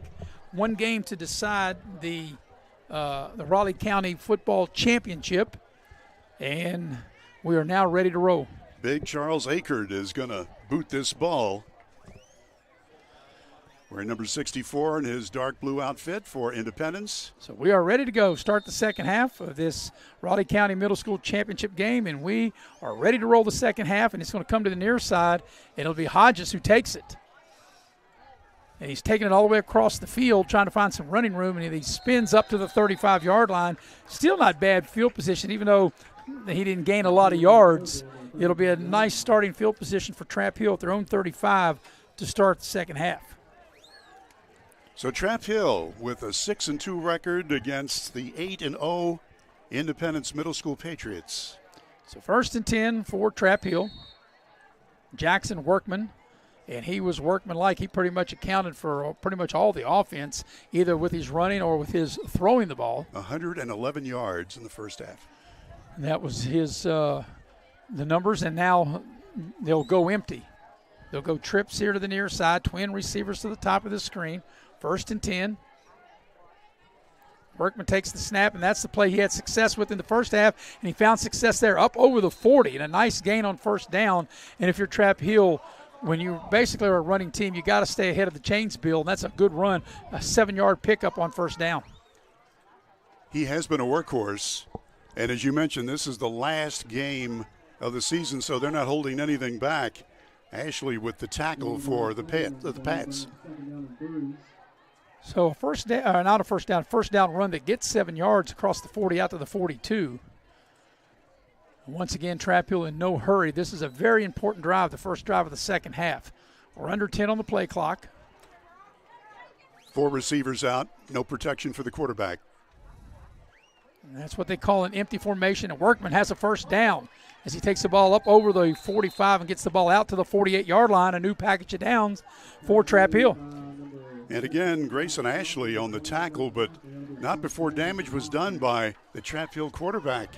So we're in the opening minutes of the second half of play at 24-12. That's the correct score, 24-12. You see it on your screen now. I think we've got our technical problems under control, and we thank you for your patience.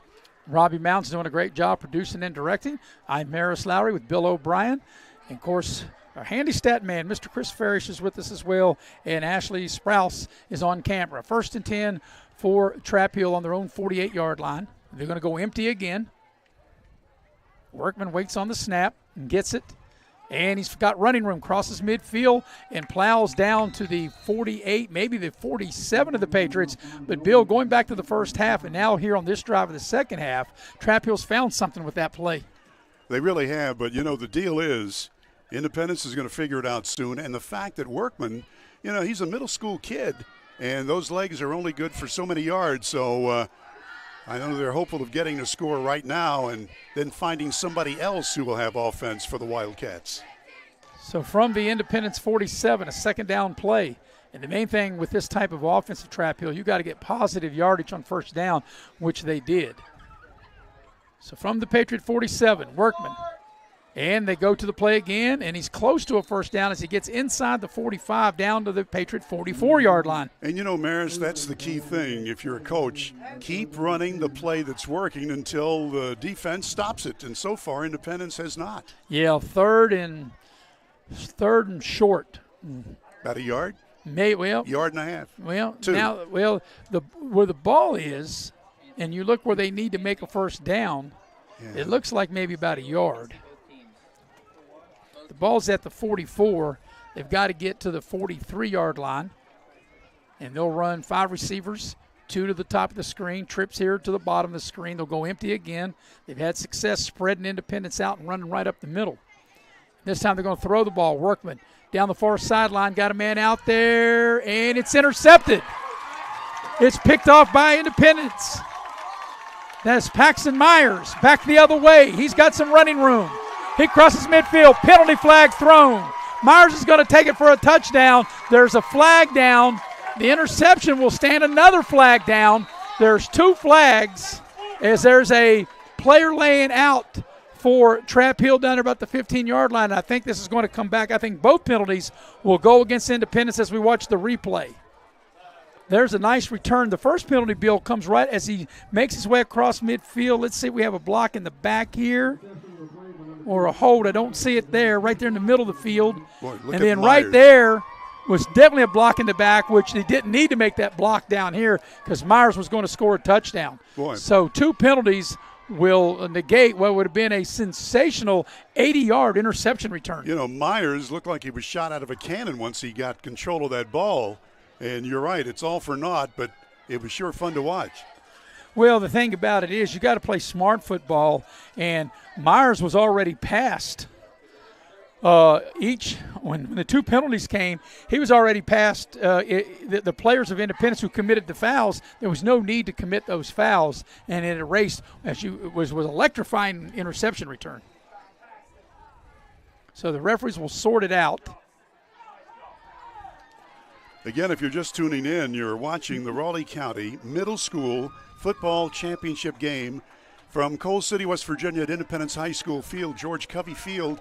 And big crowd, wonderful weather, good game. Well, they called a penalty on Trap Hill as well. They said each team had a blindside block. I'm not sure if he pointed in the right direction because he pointed toward Independence on the first time and he pointed toward Trap Hill on the second time. And I think he pointed in the wrong direction. Sam Allen is our referee tonight.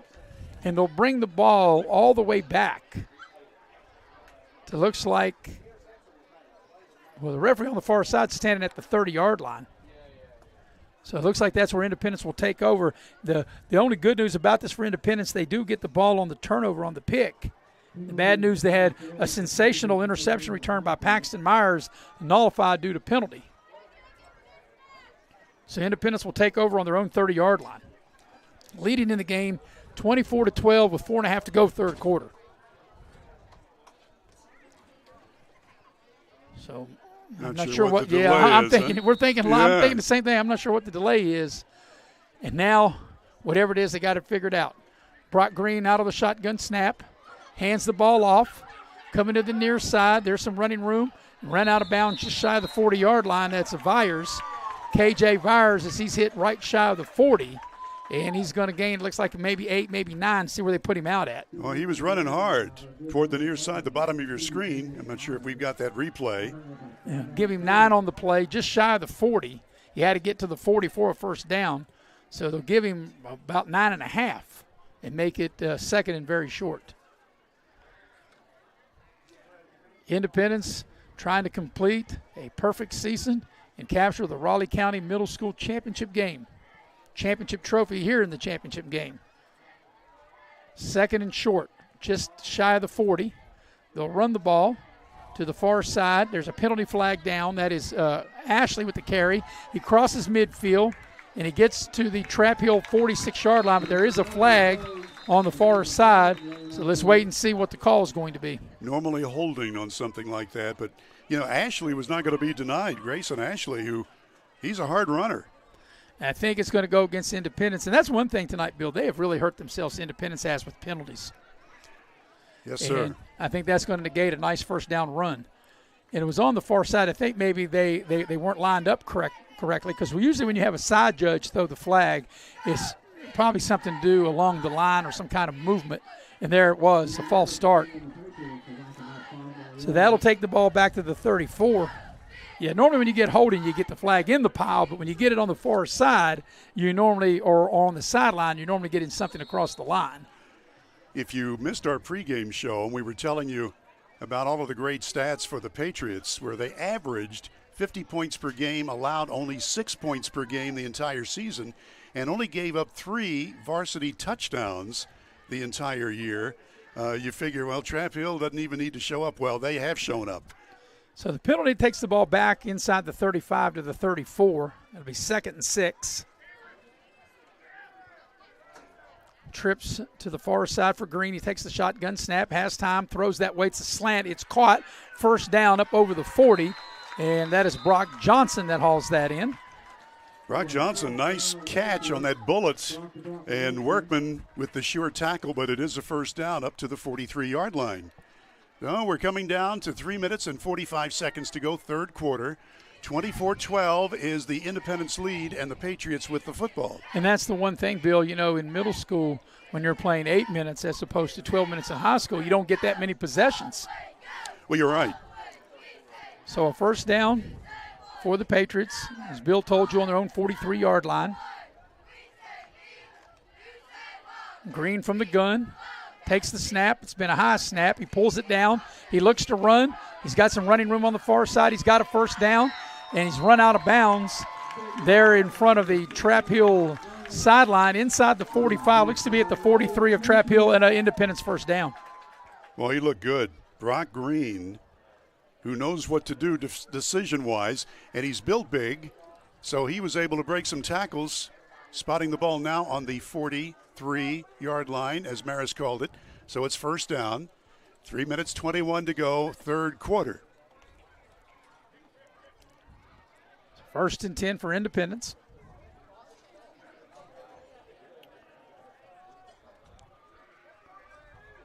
Green directing traffic kind of now on the pistol set. And Green takes the snap. He's going to keep it himself. He's inside the 40, and they run him out of bounds very close, and he might have another first down. It looks like there's a flag across the way, or is that a – nope. There's something on the field. I'm not sure if that's a flag. Workman made an ankle grab to sort of slow the progress. Apparently that is not a flag, and it's another first down as they'll get the ball down inside the 35, down to the 33-yard line of Trap Hill. So that'll be a 10-yard pickup for the quarterback, Brock Green, and a new package of downs for the Patriots with 3:13 left in the third. Nice ball control here for the Pats. Green from the gun takes the snap, has all day, surveys the field, rolls here to the near side, throws, it's caught. Brock Johnson makes the catch, and he sits down right there at the 20-yard line, actually just shy of the 20, put him down at the 21, but yet another first down. And again, that duo is really working well. Brock Johnson catching the passes from his quarterback, Brock Green. Green wearing 16, Johnson wearing number 15. And that seems to have worked all season long. Yeah, it has in the games that I've been able to see. This is the third time I've had a chance to see Independence. Saw him against Trap Hill the first game of the season. Saw him against Oak Hill and seen him again here tonight. And Green has been outstanding, and Johnson's been a big part of that. Here's Likens with the carry. He gets inside the 20, breaking tackles, gets it to the outside, getting to the edge, and he gets to the end zone for a touchdown. No penalty flags. That's a 21-yard touchdown by Likens, and that's a 70-yard drive in 6 plays, and Independence adds to their lead with 2:41 left here in the third quarter. The Patriots do extend their lead to 30-12. You know, that's what's going to happen if you keep pounding, and that's what Independence has been doing. And finally, Likens was able to break a tackle and then run to the outside, and a nice 21-yard TD. Yes, Independence was able to Likens on that play as he was able to scamper 21 yards. Now they'll line up to go for 2. The 2-yard, actually the 2-point play this year, Bill, comes from the 3. Used to come from the 2 always in the past. Green being flushed out of the pocket. Now he scrambles, looking to find somebody, throws, and it's caught. And that's Paxton Myers on the reception. So that was a 6-play, 70-yard drive. 2-point conversion is good. And your new score now with 2:41 left in the third is Independence 32, Trap Hill 12. We'll be right back after this on Video Productions. Game is sponsored by Brian Helton. Brian is running to represent you in the state senate. Brian is the conservative choice for Raleigh, Wyoming, and Fayette counties. He is pro-life and supports our Second Amendment rights. Brian Helton will work hard to make it happen. Paid for by Helton for West Virginia. Kayla Kessinger, treasurer. Well, it took most. Welcome back to Coal City, West Virginia, and that was a good-looking drive after an interception, a turnover. Independence, a 70-yard drive, Bill, in 6 plays. They got a 21-yard touchdown run from Likens and the 2-point conversion pass from Green to Myers. Your scoring recap, as I told you, brought to you by Pepsi of Southern West Virginia. Nothing tastes good as an ice cold Pepsi. 32-12, the lead now for Independence with 2:41 left here in the third. We'd also like to thank Leisure Lanes. They are one of our sponsors tonight. Leisure Lanes, 700 Johnstown Road in Beckley, featuring futuristic bowling. And they urge you to make your reservations for New Year's Eve. It's going to be a blast. at Leisure Lanes on Johnstown Road. I did that last year, and it was a blast. And I'm telling you, we're talking about it in October, but the place will be packed. So if you're not sure what you're going to do for New Year's Eve, that's great family fun and delicious food, fun. They even had the ball games last year. The college football playoffs were shown on the television screen there at Leisure Lanes. It's Georgia and Ohio State. I remember watching it there last year. Here's the kickoff. Workman takes it. And he gets across the 35 out to the 39-yard line, and that's where Trap Hill will start this possession. But, Bill, if you're Trap Hill, you're running out of possessions because we talked about with only having 8-minute quarters, you got to make the most of all your possessions. And really, I think for Trap Hill to have a real legitimate chance to win the game, I think they have to score a touchdown on this drive. Well, you're right. Independence is – been able to score in every quarter. They got a touchdown in the first, 2 more in the second, and 1 here in the third to open up a 32-12 lead. And you're right, Maris, this is where the Wildcats are going to have to go to work right now. They're going to start this drive at the 38. So they're moving back from the 39 to the 38. Workman, empty backfield, takes the snap, trying to run up the middle, and not much sledding there, a couple yards out to the 40. And the thing about this, Bill, unless you hit big chunk yardage, this takes up a lot of time. Well, it does. By the way, Johnson on the tackle, among others. And again, as we mentioned, if you're going to run that play to the quarterback up the gut, eventually the defenders are going to figure that out. Plus, your quarterback's going to be dog-tired. Well, you can be dog-tired if you're getting 7 and 8 yards on the play, but here's the thing. You're 3 touchdowns behind. It just takes a lot of time. When you run the play, you go back and huddle, and you come back to the line, and you're under 10 seconds, you're really kind of helping Independence out. I think you got to have a little bit more urgency here if you're Trap Hill at this juncture of the game. 4 receivers. Here's Workman. Going to run the ball, and nothing there. Going to lose a yard back to the 39-yard line. And I understand, too, they're middle school, and you got to run what you can run. But, you're coming up on 1.5 minutes remaining here in the third quarter, and now you're in a situation of 3rd and 9. Max McGee comes into the ball game defensively for Independence. Wasn't Max McGee an NFL star for the Green Bay Packers? You're absolutely correct. In fact, here's a little trivia. You probably know this. He caught the first touchdown in Super Bowl history. I knew Robbie Mounts knew that. Max McGee caught the first touchdown in Super Bowl history. And, of course, Bill, of all the people in this press box, you and I were the only people alive back in 1967. That's why nobody else don't know what the heck we're talking about. This Workman carries the ball up over the 40. And it'll be 4th down coming up. I'll tell you the rest of that story on the car ride home. Yeah, but you got to know that's a little humor we inject into our broadcast. Out to the 43. Yeah, we're the only ones who get it. Right. Well, we're the only ones who get it because we're the only ones that were alive back in 1967. Nobody else up here in the booth was living back then. So it'll be 4th down coming up. Oh, man. That's when I started doing play-by-play. Honest to goodness, I did, 67. So 4th down play for Trap Hill. Here's the snap to Workman. Pressure comes, setting up a screen, and it's going to be incomplete. That was the right play, just did not work. And so on downs, it'll turn over here with 22 ticks left in the third quarter and a 20-point lead for the hometown Patriots. And Independence will take over on the Trap Hill side of the field at the 42-yard line. So it'll be 1st and 10 for Independence at the Trap Hill 42.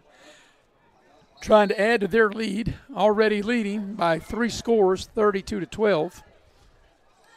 And here's Brock Green as he looks over the defense. He has trips here to the near sideline. Got 2 backs. And they're going to throw the ball back behind the line. And it's a nice little play inside the 35. A good gain on 1st down, and let's see who that was. I think that was Ashley. That was Grayson Ashley on the play, and they get the ball down inside the 35 to the 33, and that'll be enough for a 1st down. This could be the knockout punch for Independence if they can punch it home. So this is a very big possession for them. And that'll be the final play of the third quarter. So at the end of 3, your score is Independence 32, Trap Hill 12. We'll take a break. We'll be right back here on Video Productions.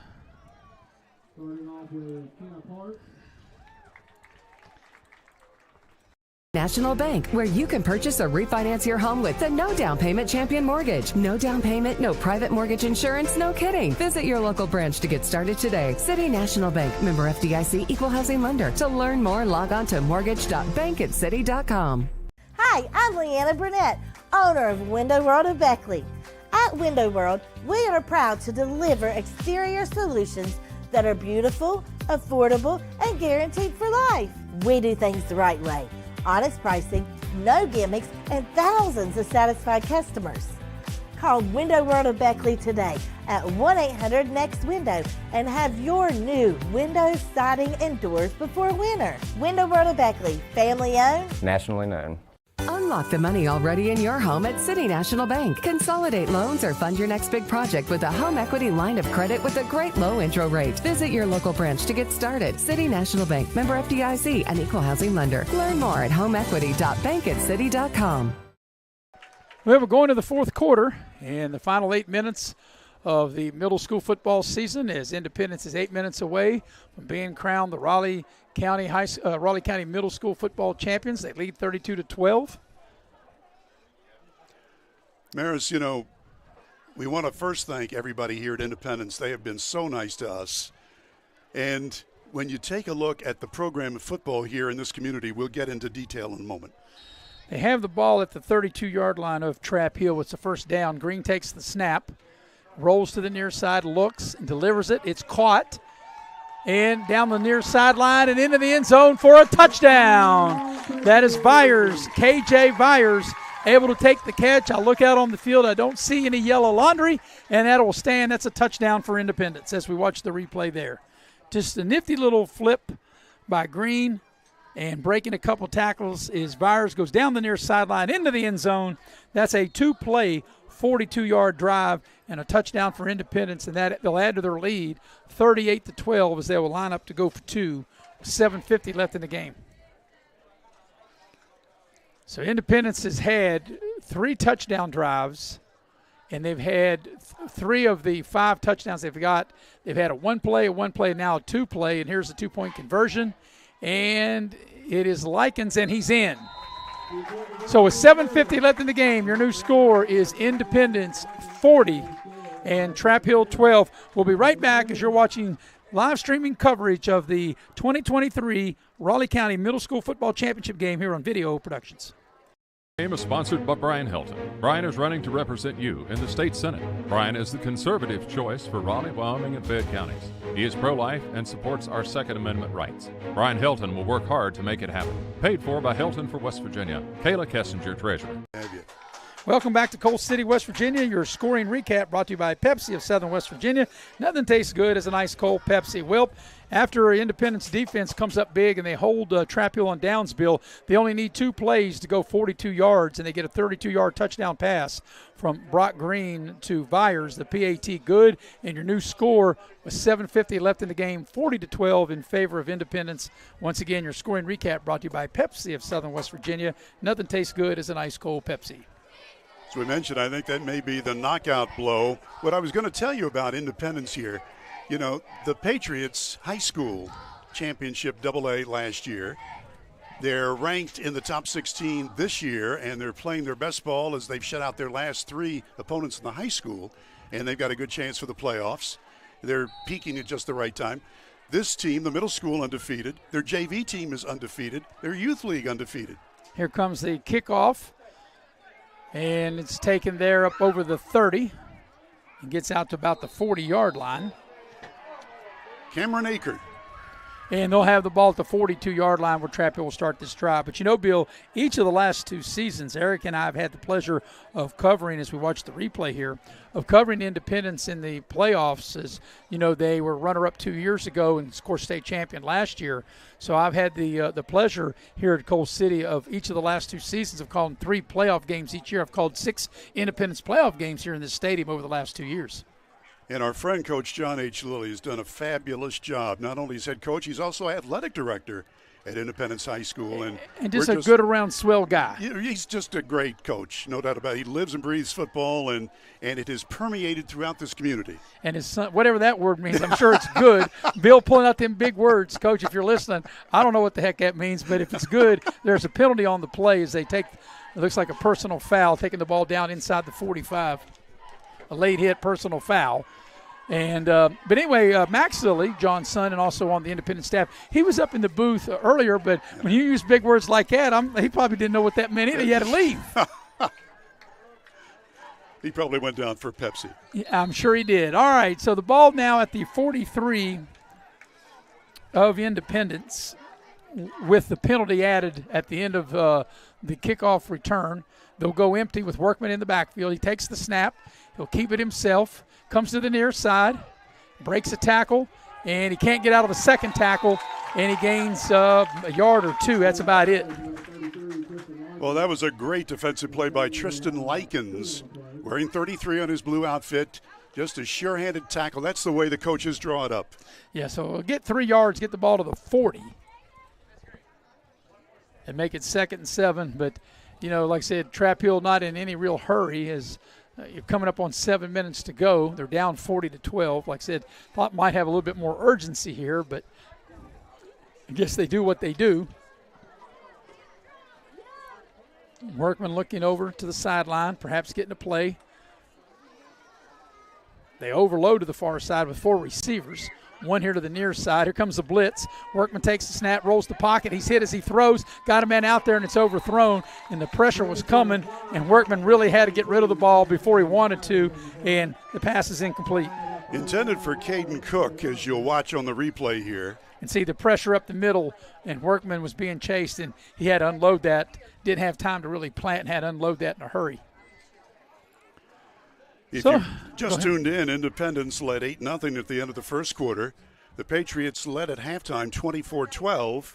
They led at the end of 3, 32-12. And now the lead is 40-12. And we're under 7 minutes to play in this championship game. So got 3rd down coming up, 3rd and 7 for Trap Hill at the Independence 40.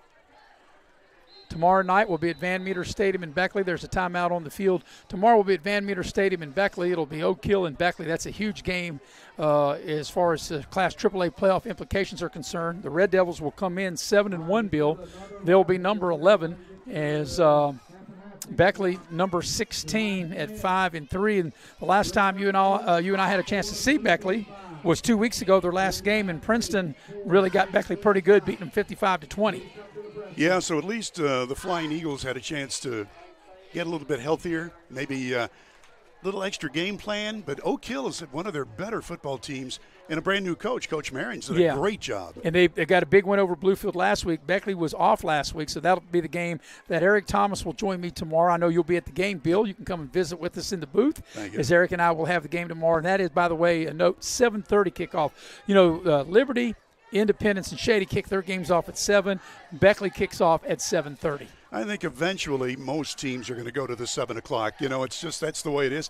I think a lot of times on the road, it's whether you can get a school bus for travel. I mean, there's some other situations involved, but I think most everybody in communities like a 7 o'clock kick. Well, I think you're right, Bill. In fact, I think if you look at start times around the state, I'd say you probably got 75% of the games already start at 7 o'clock. As like I said, I don't know why Beckley, why they play at 7:30, but they do, and that'll be the game tomorrow. Will be on at 7:05. We're out of the timeout. It'll be 3rd down coming up for Trap Hill. They'll have the ball at the Patriot 40-yard line. There's 6:45 left in the ball game. Workman with an empty backfield out of the shotgun. Puts a man in motion, and now there's penalty flags everywhere. And I think that's going to be a false start, and that will cost Trap Hill 5. So that'll move the ball back to the 45-yard line. You know, Independence got a lot of good athletes, Bill. Last year, Eric and I called the middle school basketball championship, in which Independence had the top team for everything until the final 15 seconds of that game, and Park beat them in the final possession of the game, and Park won the middle school tournament on the boys' side last year. So I know that Independence is going to have another good team, and I think that since they came up short, I think they're more determined than ever not to just get back, but to get back and cut the nets down on the middle school level. So here comes a third down play at the Patriot 45 for Trap Hill. Hodges goes in motion. Workman takes the snap, throw it to Hodges, and Hodges is hit right there behind the line. Boy, another great play that time. 33, Tristan Likens. Boy, he's had several nice defensive plays for the Pats. So it's fourth down. They got to go for it. I mean, you're down 40-12 or under 6.5 to go for the game. They have the ball at the 47. They got to get the ball all the way down to the Independence 32, so they'll need 15 yards on this fourth down play. And, they're in no hurry. Like I said, they put 40 on the play clock, and they're just at 30. So, but I guess, Bill, they are who they are. I mean, 40-12. I guess they're just trying to maybe put one more drive together. Yeah, they want that score to look better. But, you're playing against a juggernaut here. Independence is just really incredible. With some young lady's handed me, I don't know what she's giving me, but I think maybe the next window. Yeah. I think she's got me confused. Although maybe you're a winner in the 50-50. I think that's maybe. What that is. Here's the deep ball, and it's caught to the 10, to the 5, and a touchdown. As that is Hodges as they go up top. And a beautiful throw, a 47-yard strike. As Hodges goes down the far side, and Workman put it right up there, and Hodges able to run up under it and catch it and go in for a touchdown.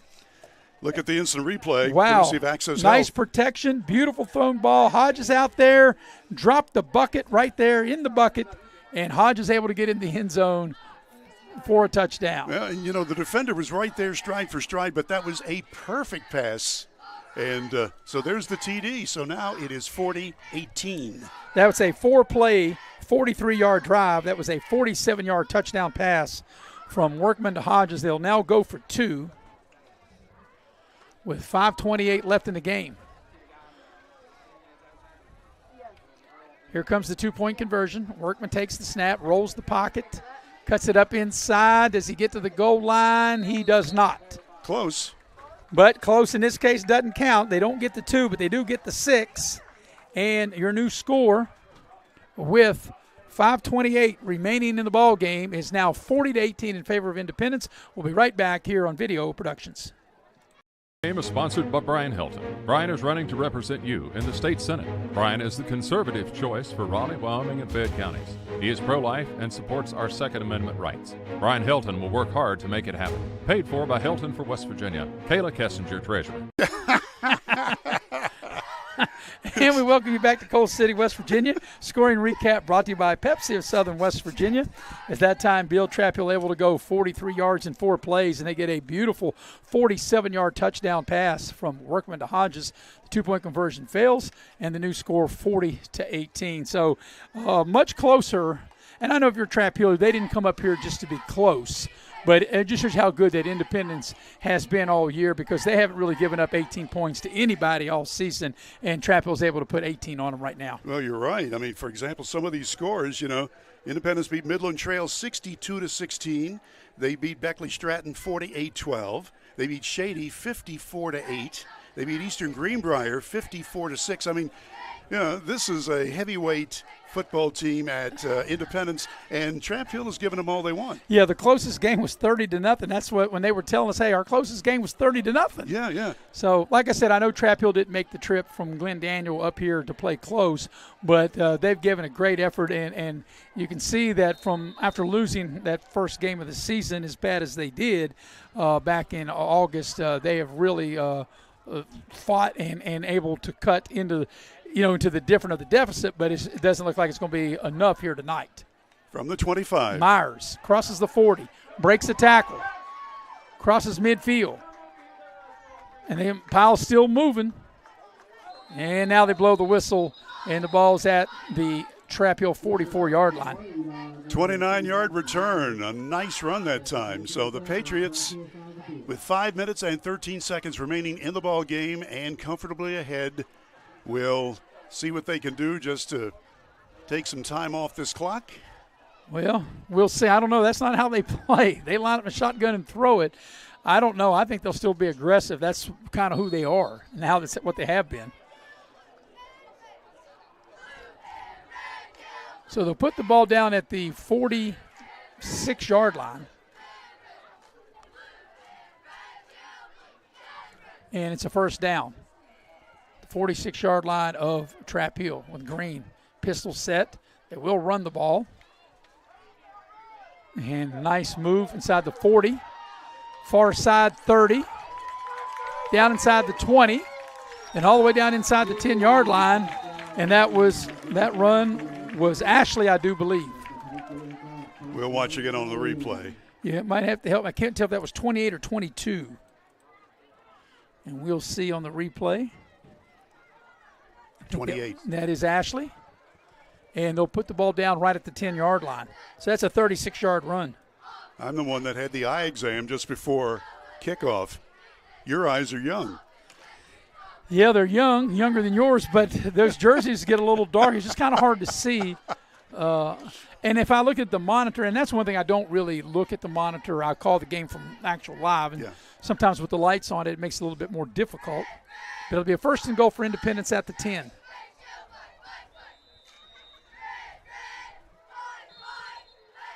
And we got a timeout maybe with 4:59 left in the game. Not sure what we got. Delay a game. Wow. So that'll take the ball back to the 15. It'll be first and goal from the 15-yard line. Just a tick under 5 minutes to play in this game. And as we mentioned at halftime, it was close. 24-12, Independence led at intermission, and they've just ground it out. They do everything well, Independence does. And Trap Hill has done the best to contain it, but it's a juggernaut for the Patriot team. So Independence first and goal at the 15 after the penalty. Green works from the shotgun. Gets the snap. Has time. They force him out of the pocket. He's rolling. He looks, and he'll just keep it to the 5, and he's into the end zone for a touchdown. No penalty flags as Brock Green surveyed the defense and able to just waltz into the end zone and to extend the lead now to 46-18. So, Bill, you look at Independence. They have a one-play drive, a 1-play drive, a 6-play drive, a 2-play drive, and a 2-play drive for their touchdowns. So, 4 of their touchdown drives, 2 have been 1 play, 2 have been 2 plays. And did you notice the way that Green did the little fake stutter step to fake the defender out of his uniform to get the extra yardage for the score? That was a 2-play, 46-yard drive, and Green with the final 15 yards on the scramble. 46-18, they go for 2. Green will keep it, and he will make it, and that will make the score 48-18 in favor of Independence with 4:49 left in the game. We'll be right back here on Video Productions. Game is sponsored by Brian Helton. Brian is running to represent you in the state senate. Brian is the conservative choice for Raleigh, Wyoming, and Fayette counties. He is pro-life and supports our Second Amendment rights. Brian Helton will work hard to make it happen. Paid for by Helton for West Virginia. Kayla Kessinger, Treasurer. Well, your Pepsi recap will be a 2-play, 46-yard drive, and Brock Green a 15-yard touchdown run. And then Green runs in the 2-point conversion. 48-18 is your new score in favor of Independence. And, Bill, you've got thanks out to some other sponsors. Well, you know, after you've had your Pepsi, you're probably going to be hungry. You want to go to Cracker Barrel. That is a wonderful place to eat, and they do it right. Country cooking at its best. That's Cracker Barrel with locations in Beckley, near the interstate, and, of course, Princeton. Thanks to Cracker Barrel. Got to have some pig when you go to Cracker Barrel. There you go. And oink, how oink. about we got something else here for you to read, Bill? Oh, I got another one? Okay. Of course you do. We'll do it. You know, if you're ready to take a look at your finances, you want to plan for the future, you want to talk to Edward Jones Financial Advisors, Heather Kentley or Wayne Rhodes. Heather is to be found at 304-254-9995. Wayne is at 304-253-7335. Here comes the kickoff, and have to go all the way back to the 10-yard line. Workman gets it, and he's snowed under right about the 12. He gets out maybe to the 15. That's about it. And he Big was hit. not giving up, but Johnson got him, among others. So with 4:38 left in the game, Trap Hill will have the ball, and there is a penalty flag thrown. And they might have got him a little too good that time, Bill. Yeah, I think maybe unnecessary roughness. You know, Workman was not going to go down. I mean, the scoreboard shows he's down, but he's not taking any of that for granted. So waiting for the call. It's an unsportsmanlike conduct penalty against Trap Hill. Wow. So that will back the Wildcats back in the hole with 4:38 left in the game.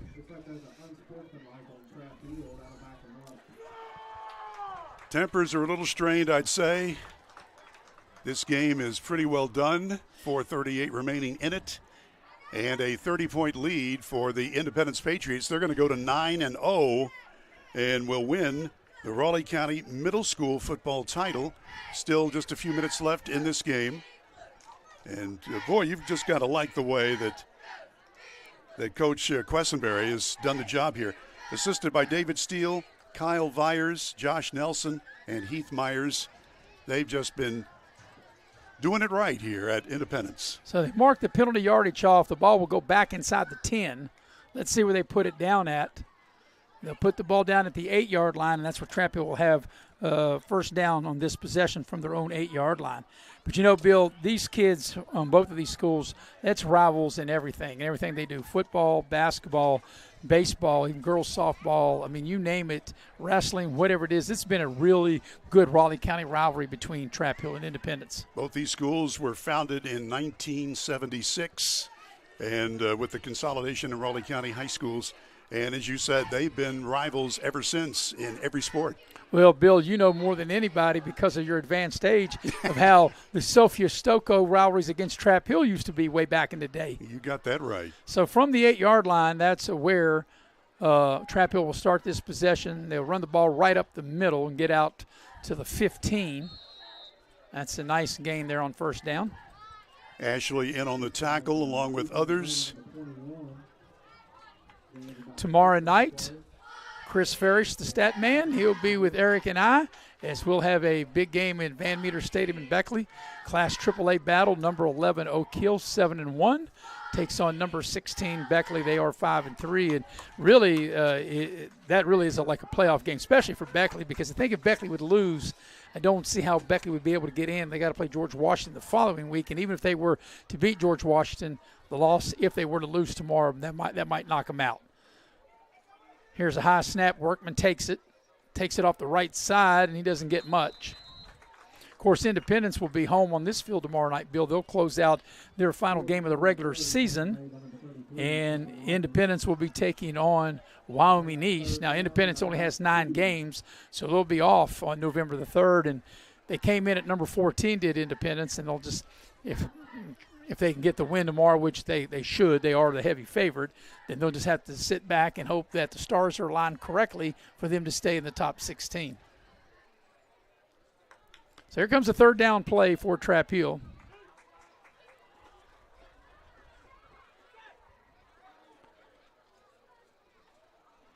And it looks like they snapped the ball short. It's going to lose yardage and bring up fourth down. Coming up on Going under 3 minutes left in the game. We'd like to thank our crew here tonight. Robbie Mounts is our director. Butch Mounts is our executive producer. But Robbie's got producing and directing skills tonight. Yeah, I mean, he didn't panic when we had a little snafu there. So we thank him for getting it back on track. So it's a fourth down play, and looks like Trap Hill's going to go for it. They've got to get the ball out to about the 19-yard line to keep this drive alive in the final 2:25 of the game. There's a whistle, and what do we got? Maybe a timeout? Jumped. I think he jumped. I'm looking for a flag. I don't see one, and maybe there is.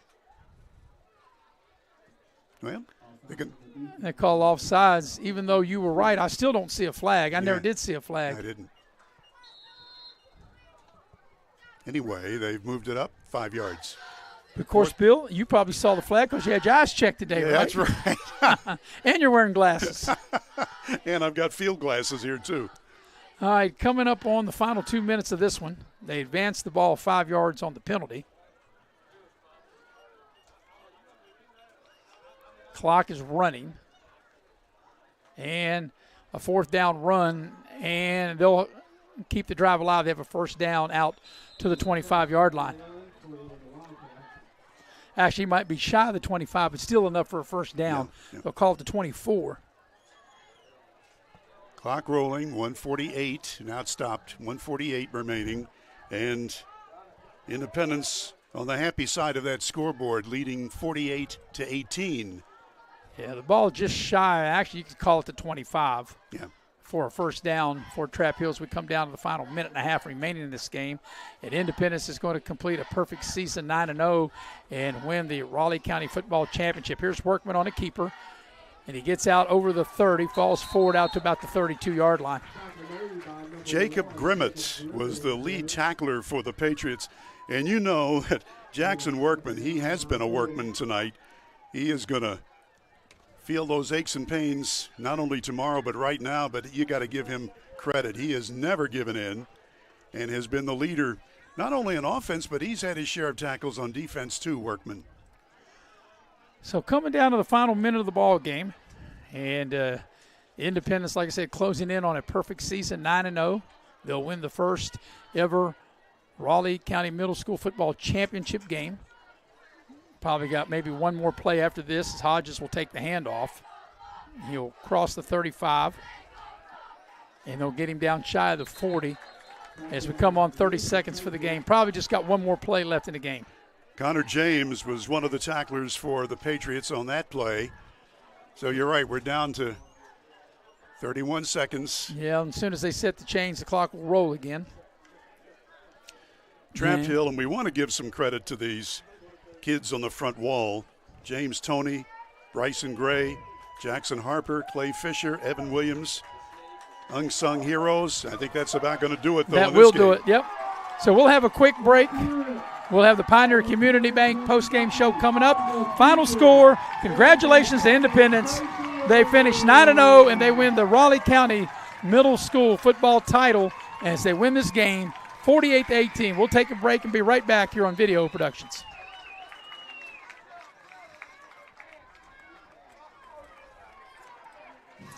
General Stores has been serving West Virginia communities for almost 5 decades. That's nearly 50 years of providing those essential needs for your daily journey. We are so grateful to be a small part of your lives, and we want to recognize the integral part of our operation, the LG family. We know these last couple years haven't been easy, but with every sunrise and sunset, you keep us going. To the LG family, the moms, dads, sisters, brothers, sons, and daughters of West Virginia, thank you.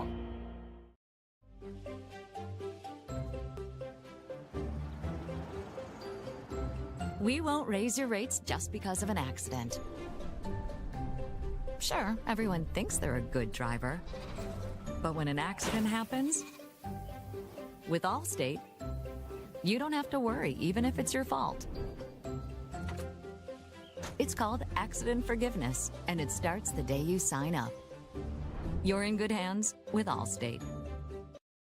Dutch Miller's Beckley Auto Mall, West Virginia's largest GMC Buick dealer, is a proud sponsor of West Virginia high school athletics and our area student athletes. Dutch Miller's Beckley Auto Mall, with 2 locations for your convenience, 3934 Robert C. Byrd Drive in Beckley and 8762 Seneca Trail in Fairleigh. Plus, you can shop 24/7 at BeckleyAutomall.com. Dutch Miller's Beckley Auto Mall and West Virginia's student athletes. A winning combination. GMC, we are professional grade. Massey Power Sports is your one-stop off-road and tractor destination. We have an awesome selection of side-by-sides, ATVs, dirt bikes, tractors, and kid machines. Our machines come loaded with features the other brands don't have and will save you thousands of dollars versus the competition. Massey Power Sports offers the best prices, the best service, and the best warranties. Our locations in Beckley and Cross Lanes are here to serve you. Online at MasseyPowersports.com. Massey Power Sports. We power your work and your adventure. And we welcome you back to Coal City, West Virginia. Tonight's game being brought to you by GIOVANNI'S Mamma Mia. If you're not Italian going in, you'll be Italian coming out. 2 locations to serve you, Glenn, Daniel, and Sophia's. We're in the Pioneer Community Bank post-game show. And, Bill, congratulations to Independence as they have a perfect year. They go undefeated. They win the ball game 48-18. They finish 9-0. Trap Hill will fall to 6-3. You know, the second half was where Independence really was able to dominate. In fact, in the second half, Independence had only 3 possessions, and they scored on all 3 times. And because of those 3 scores, they were able to advance a 24-12 halftime advantage to the final score of 48-18. We'll have the total stats here in just a minute, but we'll give you the quick rundown. Independence had a 1-play drive to start off the game, and after the 2-point run by Green, it was 8-0. Then later on, a touchdown by Independence, which came at the 6:49 mark. Ashley on a 19-yard run. After the 2-point pass, it was 16-0 favor of the Patriots. Workman was able to score for the Wildcats at Trap Hill on a 61-yard run. That came with 4:48 to play. 2-point attempt failed, 16-6 at that point. Independence answered right back on an 11-yard run by Green. The PAT was a pass successfully to Myers, and it made it 24-6. But Trap Hill scored on a Hodges touchdown just before the end of the half, 24-12 at halftime. Then in the second half, Independence got rolling again. A 21-yard run by Likens made it 32-12. Vyers got a 32-yard pass play to make it 40-12.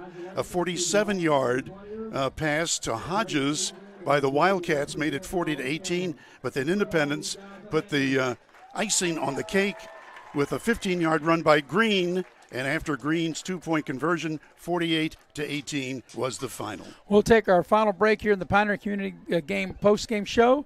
And when we come back, Bill will have the final numbers, and we'll do that on the other end of the break here on Video Productions.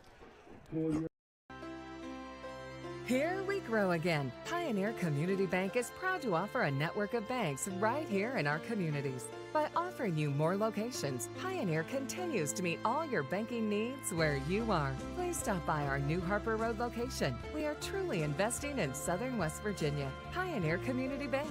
Friendly service, great products. Member FDIC, Equal Housing Lender.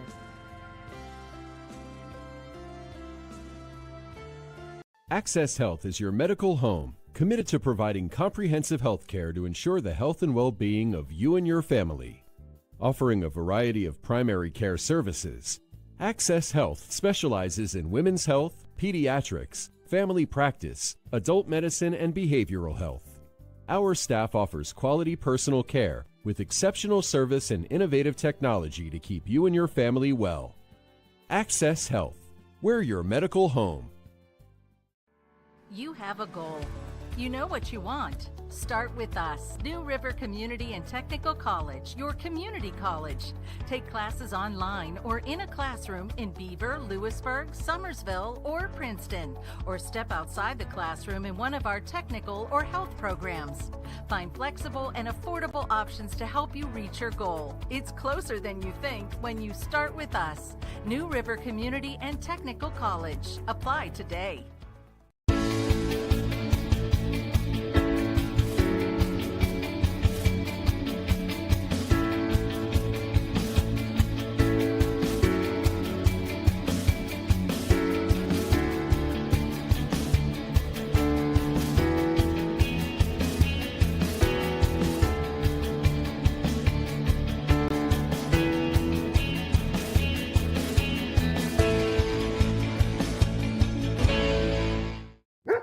Season is starting and the all-star lineup of new Kias are here at Friendship Kia of Beckley. We have the playbook to help you score the big win on your new Kia purchase. We make sure you get the best price with almost all of our new cars priced at invoice. And don't forget, we have one of the largest selections of inventory to help find you that perfect ride. We have a roster full of non-commissioned sales staff and an any reason 7-day exchange program. So get off the bench and get a new Kia from your friends at Friendship Kia of Beckley. We're dealing. And we welcome you back to the Pioneer Community Bank post-game show. Final score, Independence beats Trap Hill 48-18. Congratulations to Independence. They are the 2023 Raleigh County Middle School football champions. They finished the season undefeated 9-0. For the numbers of how it got to be 48-18, here's Bill. Okay, thanks, and courtesy of Chris Farish, who has put all the numbers together for us. For Trap Hill, they wound up with a great night for the quarterback Workman. He had 23 carries, 147 yards, and 1 touchdown. 147 for Workman. Akert had 4 carries for 11 yards. Hodges had 2 carries for 4 yards. On the ground, a total of 162 yards for the Wildcats. Passing, Workman hit 5 of 13, 84 yards, and 2 touchdowns. And if you add it all together, 246 total yards on offense. By the way, receiving, Hodges caught all 5 passes for 84 yards and 2 touchdowns for Trap Hill. So 246 was the total offense for the Wildcats. For the winning Independence Patriots, here's the way they went. On the ground, 86 yards rushing for Ashley to lead the way. 7 carries, 86 yards for Ashley. Green, the quarterback, had 4 carries for 50 yards and 2 touchdowns. Ashley, by the way, with his 86 yards, also had a score, as did Likens. 1 carry, 21 yards, and a touchdown for Likens. And Vyers had 1 carry for 9 yards. Total of 166 rushing for Independence. In passing, Green hit 6 of 8, very efficient, 177 total yards, and a total of 2 touchdowns. By the way, receiving, 4 catches for Johnson for 106. Vyers had 1 catch for 33. Likens had 1 catch for 38 yards.